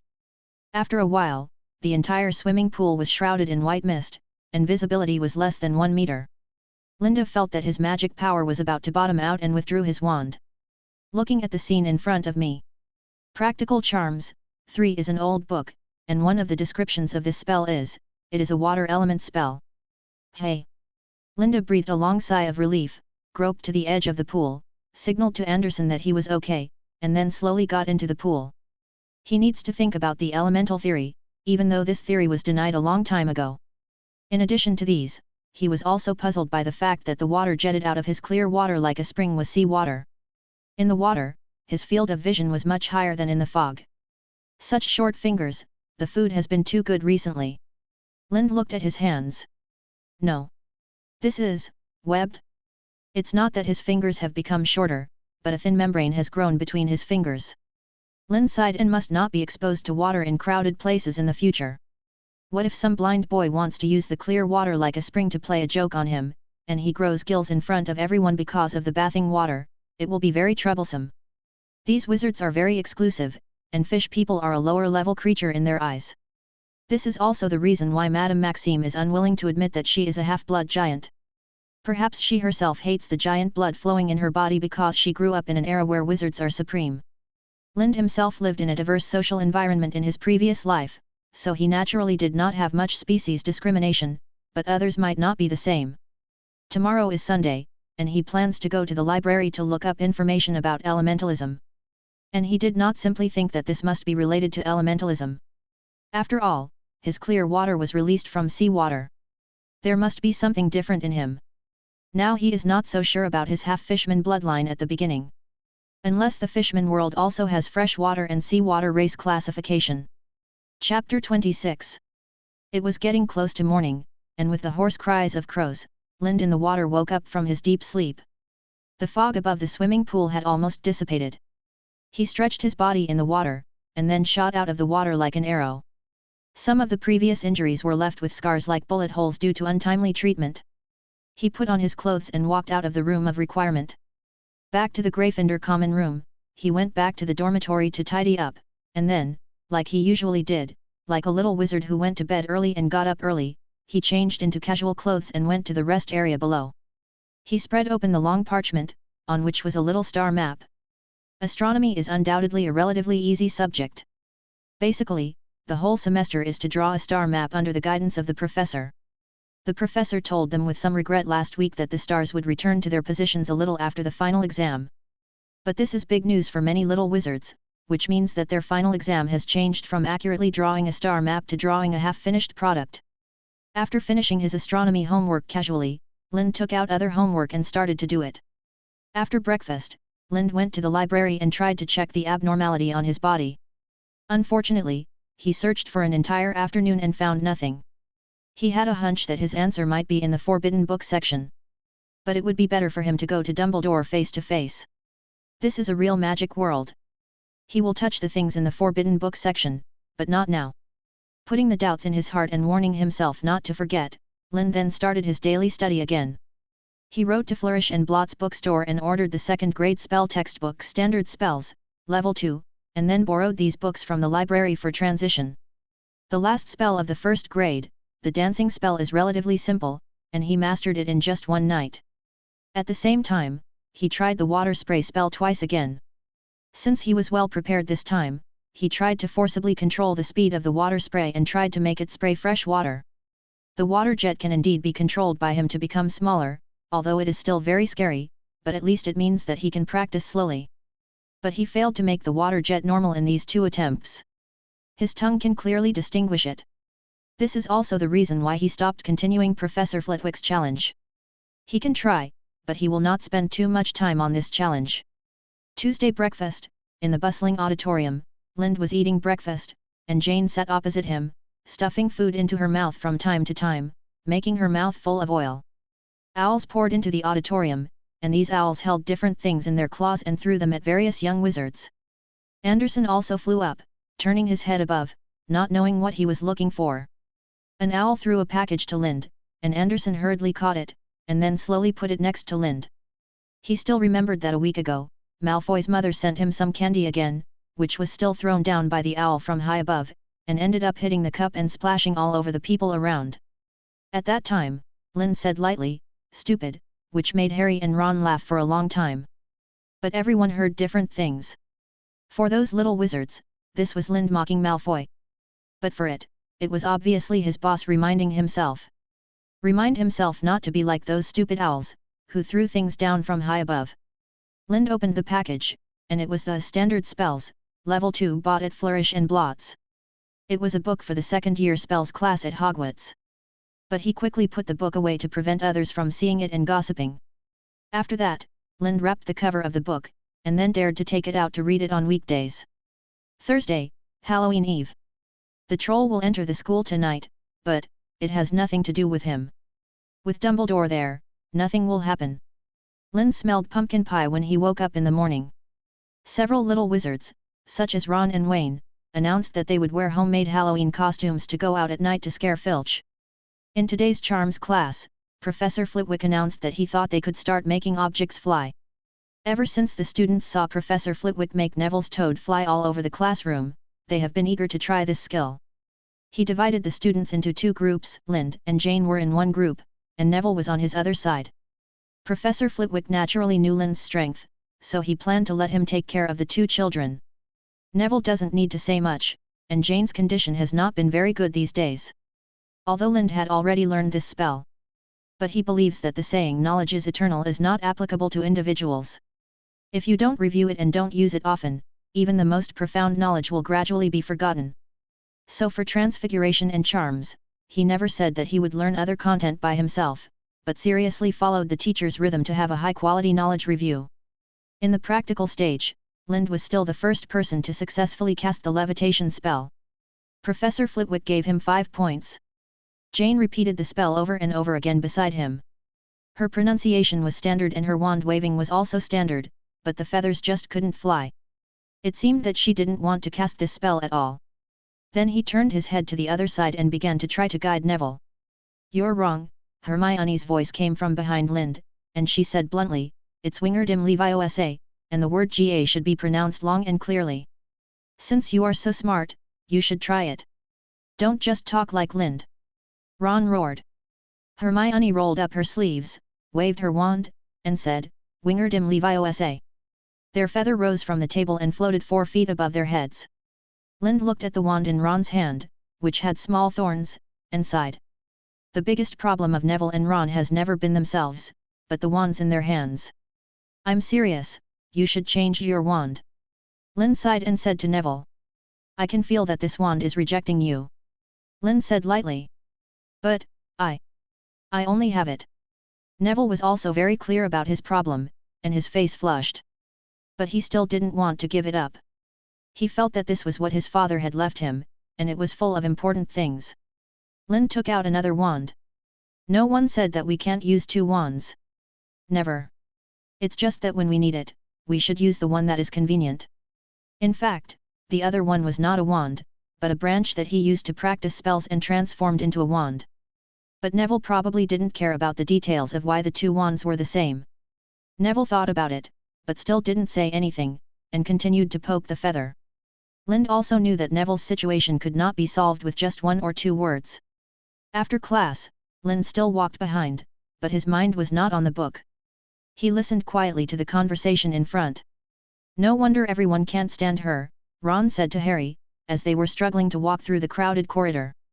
To be honest, she's just like a nightmare. I don't know how that guy gets along with her. Someone bumped into Harry and hurried past them. It was Hermione. Harry caught a glimpse of her face. He was surprised to find that she was crying. I think she heard you. So what? Ronald. Jane, who had been absent-minded, suddenly reacted and yelled at Ron. Then she hurried to Hermione. Wait for me. Who does she think she is, looking down on the duo? Ron said angrily. Lind raised his eyebrows behind him. Where did this Jane Devo come from? It was a huge variable. Chapter 27. Neither Hermione nor Jane showed up for the next class, and were nowhere to be seen all afternoon. Lind walked downstairs to the auditorium for the Halloween party.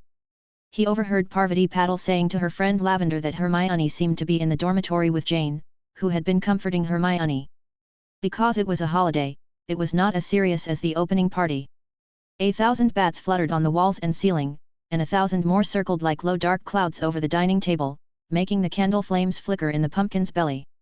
Delicious meals suddenly appeared on golden plates. The little wizards walked around the table carrying drinks to each other.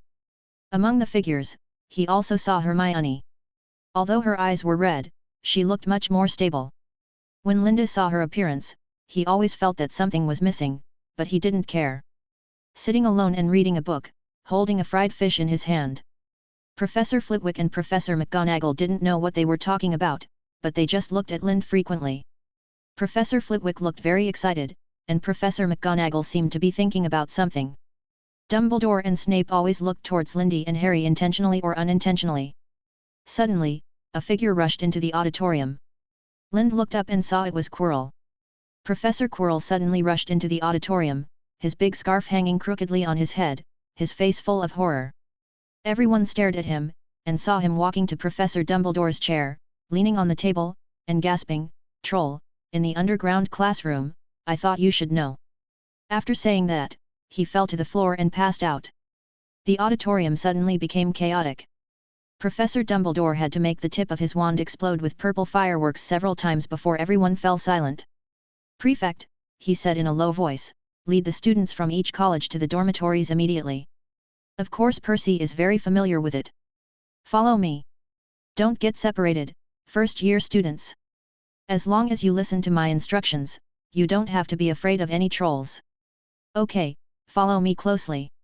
Give way, the first-year students have to pass. Please forgive me, I'm a prefect." Linda followed slowly as usual. Anderson flew up and landed on his shoulders again after a while. "Goo goo. There are missing people. What's going on? Goo goo. Lightning Boy, Little Red Hair, Little Rabbit Tooth and Little Golden Hair are all gone." Linda cursed secretly and backed away slowly. When the others didn't notice, he left the team. "Apparently I saw Hermione in the auditorium just now." Grass. "Just now, I was only paying attention to see if Hermione was there, and didn't notice the other person." Jane was not in the auditorium during the banquet. He did not find where those people were and grasped the main contradiction. And the contradiction is, the troll. In the original book, the troll appeared from the underground classroom, and then fought with Harry and his group in the women's bathroom. Linda hurried to the women's restroom. He was panting and kicked open the door of the women's restroom, like a pervert. No. Anderson flew in from the window. Gah! West side, 3rd floor. It is chasing the little golden retriever. The others did not see it. The little golden retriever in its mouth is Jane. Time goes back to 1 hour ago. Jane finally comforted Hermione and promised to beat the guy named Ron tonight. Right in his bedroom. Cover his head while he sleeps. Then a bunch of punches. Anyway, girls can enter the boys' dormitory, but boys cannot enter the girls' dormitory. Hermione heard what she said and quickly refused. She just felt like Ron was stupid. It's not that he doesn't have friends, she is standing in front of him. Hermione looked at the blonde little witch in front of her with an owl hairpin on her head. It's beautiful. Hermione thought, she had a very good friend. Later, the two planned to go to the auditorium together, but at this time, a letter came from Jane, and Jane immediately decided to reply to the letter first, and then go to the auditorium to attend the banquet. Then Hermione came to the Great Hall, but Jane didn't reply. After reading it, she didn't know what she thought of, so she burned the letter in the fireplace. Her grandmother is too old and is dying. Thinking about it, she wrote a holiday greeting letter. It's a pity that because she was in a daze just now, the owl has left. She had no choice but to run to the Oloi to mail the letter. It's on the topmost floor of the West Tower. It wasn't until she sent the letter that she realized that someone should be in the auditorium now and could help her send the letter here. Thinking about it, she walked quickly towards the auditorium. Halfway through, she smelled a foul stench. It was the smell of smelly socks mixed with public toilets that were never cleaned. Then she heard a low grunt and the sound of huge feet dragging on the ground. Under the stairs, a huge creature was walking up. Although she didn't know what it was, she instinctively planned to walk back. As a result, the stairs happened to be in a different position. She hurriedly ran towards the corridor to the side. The sudden sound of footsteps in the deserted corridor seemed to excite the monster. The sound of heavy footsteps became rapid, and the sound of wood hitting the ground also sounded rhythmically. Boom! Boom! Boom! Before Jane could run far away, the figure climbed up the stairs. It was 12 feet tall, with dull skin, grey like granite, and a huge and clumsy body like a pile of gravel, with a small head like a cocoa bean on top. Its short legs were as thick as tree stumps, and below them were flat, rough, calloused feet. The smell emanating from it was disgusting.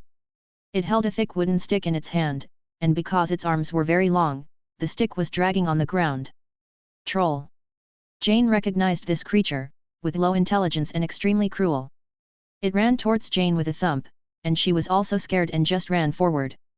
Who can't speed up in a straight line? Just running straight like this, Jane was about to be caught up in a short while. The sound behind her was getting closer and closer, and her feet began to tremble. Death was following her closely. This way. A blonde figure suddenly ran out from the left front. Jane hurriedly followed it as if she saw a life-saving straw. As a result, her feet softened and she fell to the ground. The troll was close at hand. It saw its prey fall, howled happily, raised the huge stick in its hand high, and was determined to beat the little thing into a pulp so that it could eat it. The stick knocked down countless lamps. Clank, clank. Wingardium Leviosa. Lind hurriedly cast a levitation spell on Jane, then rushed forward to grab her hand and dragged her to run. Lind changed direction and ran to the other side. The troll saw its prey running away, and became more fierce. It followed directly. After a while, it followed to the astronomical tower. The 3rd floor is also the 1st floor of the astronomical tower. The troll followed in, and the huge wooden stick hit the surroundings frantically. Lynn threw Jane behind the wall, and then faced the troll. Let go. Chapter 28. Except for the various staircases, the entire astronomical tower is connected from top to bottom. The little wizard standing on the top floor can see the bottom floor directly from the stairs. What are you doing? Do you want to die? The effect of the floating spell has ended, and she hurried over to grab Lynn's sleeve. How dare you, a guy with such strong limbs, wander around in front of me? Lynn ignored Jane and pushed her back behind the wall. Go back, it will be dangerous in a while. He glanced up. At this time, the giant monster was running straight towards him. The huge body stepped on the ground and made a thumping sound. Lind could even feel the floor shaking. The giant monster came faster than he thought. Lind calculated the time and pulled out his wand. Clear water like a spring. The thick water stream spurted out from the tip of the wand, and Lind released all the magic power in his body unscrupulously. This was the maximum power he could achieve without deliberately suppressing it. Even a 12-foot-tall giant could only be pushed back by Lind's water flow. Seeing that the time was almost up, Lind stopped casting the spell, the water flow disappeared, and then rushed behind the wall. The giant, who was originally pushed back by the water flow, did not react for a while to what happened. However, these were not within its consideration. It only knew that it could go forward and find the two little guys again. Then smash them into pieces. Bang!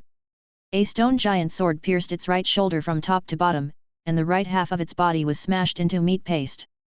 The stone sword could not withstand such a great impact and broke into pieces. The stone pieces shot into its broken left body like bullets. It didn't figure out what happened until it died. For a while, smoke and dust rose everywhere. After a while, Lind stood out from behind the wall. Pa! Pa! Lind stepped into the water, covering his nose and looking inside. The salty sea water and the troll's flesh and blood mixed together, accompanied by a strong smell of dust, blood, and the troll's original body odor. The entire right half of the troll's body was smashed, and its internal organs were scattered all over the ground. The head seemed intact. The huge Anderson flew down from above. Goo goo. I don't blame you. It's not that easy to hit the head accurately, and this thing's head is not big to begin with. Linda fanned his nose. The smell was really too strong. It's a pity that one of the statues has lost its weapon.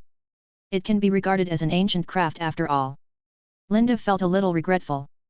I don't know if the professor's spell level can repair it. After all, it was too broken, and he certainly couldn't do it, but he didn't know if the professor could do it. The difficulty of dealing with a troll is that its magic resistance is too high, so many direct damage magics are not very effective against it. So Lind enlarged Anderson in advance, and then let it fly to the top of the tower with weapons, and threw the giant sword from a high place when the time was right. A heavy giant sword falling freely from a height of dozens of meters, let alone the troll, even the three-headed dog could not bear it. The enlargement spell on Anderson gradually expired, and its size began to shrink slowly. Jane also came out. She looked at this scene and vomited directly on the ground. After vomiting, she looked at the blood on her hands and clothes and vomited again. You killed him. Jane's face was pale. You use he for this kind of stuff. Lind waved his hand with disgust. The dense footsteps sounded, and Lind could only sigh that they came at the right time. What the hell are you doing? Professor McGonagall saw the two people and the corpse of the troll, and was first startled by the bloody scene in front of her, and then hurriedly questioned. Although her tone was so fierce, Lind could still see the worry on her face. Professor Flitwick also came out from behind with a worried look on his face. Dumbledore followed behind him unhurriedly. Excuse me, Filch. I think I should go to the front. Dumbledore's tall body tried his best to move forward. He walked forward and was obviously stunned when he saw the mess on the ground, but the next second he waved his hand and fanned his nose, then smiled at Lind. Minerva, Lind, and Jane's appearance here is definitely a problem we need to know, but I think we should change places. Dumbledore smiled. Professor McGonagall could only nod her head. She couldn't stand the smell. She was worried before, but now she saw that the two children were fine, and her heart was relieved. Ta-ta. It seems that there are more than one or two unruly guys. Snape walked out slowly from the side. Behind him stood Harry, Ron, and Hermione. Lind standing on the side could see that Professor McGonagall's hair was about to burn. The 5 young wizards who did not follow the rules and returned to the common room were all Gryffindors. She was not feeling ashamed, but felt that she had failed in her duty, so she was so angry. Dumbledore also frowned. Phileas, can you help Filch clean up here? It may be troublesome for him to handle it alone. He said to Professor Flitwick. Oh, okay. Professor Flitwick smiled. Severus, can I borrow your office? Dumbledore asked again. Come on. Snape said with a low voice and a smile, and then began to lead the way. Several people followed behind. Do you know how smelly you are? Lind pinched his nose and complained in a low voice. Clean it up. He waved his wand and cleaned the blood on Jane's body. Jane glared at her angrily, and Lind interrupted her, so she was not so nervous. Several people came to Snape's office and closed the door. Some pungent smell of potion penetrated into the nose. Lind felt that for his nose, today was definitely a qualified Halloween Eve. 5 little wizards stood in a row. Okay, relax, kids. Just tell me what you did tonight. Dumbledore signaled them not to be so nervous. Lind glanced at Hermione and saw that she was about to cry, and Harry was pale and his lips were shaking. Ron's face was red and he looked particularly ashamed. Linda and Jane seemed like normal people. Linda was also a little confused. What on earth did they go to? He had always thought that as long as he didn't interfere with Harry and the others, there would be no deviation in the story. So he never cared about what the Savior had done recently. He saw that no one else was talking, so he spoke up. I was looking for classmate Daiwo, and then I ran into the troll. In the end, we killed the troll together. Linda seemed to be pretending to be calm. How dare you? What if something goes wrong? Professor McGonagall shouted sternly. Dumbledore blinked and asked curiously. You knew there was a troll in the school, why did you go to Jane? Linda cursed the old bee in his heart. Isn't this looking for trouble? Why? Because I am a Gryffindor. Linda said it loudly with a righteous look on his face. Ah! Gryffindor, a symbol of friendship and courage. Lind saw Jane roll her eyes from the corner of her eye. Snape even sneered. Although it was very quiet, Lind could still tell from the shape of her lips. Professor McGonagall's expression improved a little. Chapter 29. Indeed, Gryffindor likes heroes. Snape smiled, and then he added, but they don't like dead people. You are really lucky. You. Lind noticed his wording, so what on earth did Harry and the 3 of them do? At this time, Jane said it loudly because someone in front of her started. I went to the Olary to post a letter, and then I met the troll on the 3rd floor. Then, I met Linda, and then... She didn't know what to say. Linda said that the 2 of them worked together to kill the troll, but that was not the case. The backside is just like what we saw when we went there, right? Dumbledore added her words. Yes, Professor. Jane blushed. After hearing the 2 people talking about their own affairs, they then turned their attention to the 3 Harrys. I found them in the right corridor of the 4th floor. Snape said, gouging out Harry. 4th floor. Professor McGonagall became even more angry. Didn't you take Professor Dumbledore's words to heart at all? Professor, it's Malfoy. He said he would duel us there. Harry finally summoned the courage. Duel. Professor McGonagall covered her mouth. Then where is the Malfoy you are talking about? Potter. Snape said sullenly. He didn't come at all, he had stage fright. Ron said immediately. You must know that Malfoy's family education will not allow him to do that. Snape retorted. Harry was about to continue when he was patted down by Lind. The point of this matter was not at all whether there was a duel or not, but why they were there. Even if Malfoy was really called for a confrontation, he could still say that he heard Dumbledore in the Great Hall asking them to go back to their respective lounges before they had time to attend the appointment, so the duel was delayed. Harry was speechless. What about you, Miss Granger? Dumbledore asked the last person, not knowing what he was thinking. Hermione burst into tears, looking extremely aggrieved. She sobbed and said, I saw Harry and the others were gone on the way back, and then I thought that I had to inform them that a troll had appeared in Hogwarts. I once overheard their conversation at a dinner party and heard them talking about going to the 4th floor. So I went to find them. Why do you care about their life and death? Jane yelled out immediately, startling Linda. This little grumpy guy has teachers around him. Linda patted his chest. Jane suddenly realized that the situation was not right and apologized quickly. But I can't just watch them get into danger just because they don't like me. Just as Professor McGonagall was about to say something, Hermione spoke, and after she finished speaking, she burst into tears. Indeed, I feel aggrieved. It was obvious that these 2 people had only spoken ill of him behind his back in the morning, and then when something happened at the dinner party, he reminded them to return to the break room quickly. As a result, he was caught in the office and questioned. This also drew the teacher's attention back, saving Jane from being criticized. Professor McGonagall rushed up and hugged Hermione tightly, stroking her hair to comfort her. It's okay, kid, you did a great job. Dumbledore looked at Harry solemnly. Harry, are you sure it was Malfoy who asked you to go to the 4th floor? Yes, he said that if either of us lost the duel, no one would care where we died, because you said you would die miserably there. Harry nodded cringingly. Dumbledore and Snape looked at each other solemnly.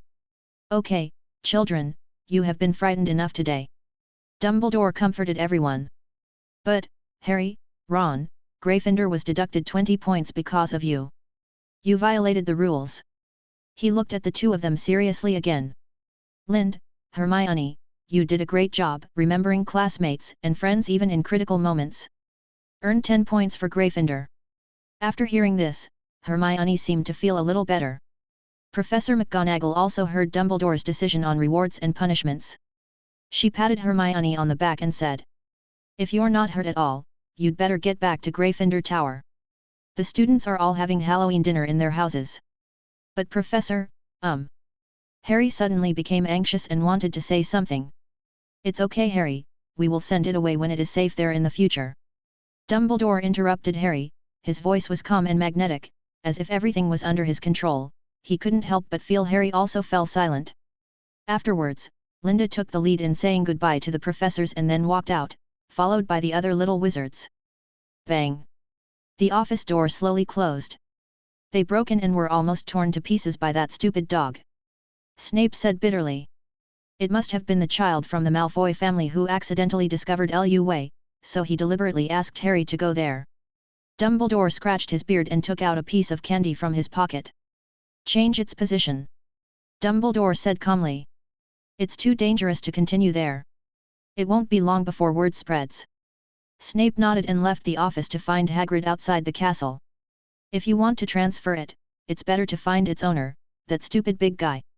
After working until midnight, they finally found a place to hide Fluffy. Snape came to the bottom of the astronomical tower on the 3rd floor again.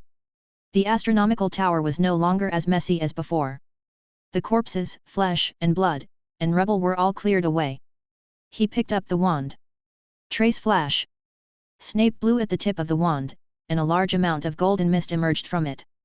As he rotated, soon, this small space was filled with this golden mist.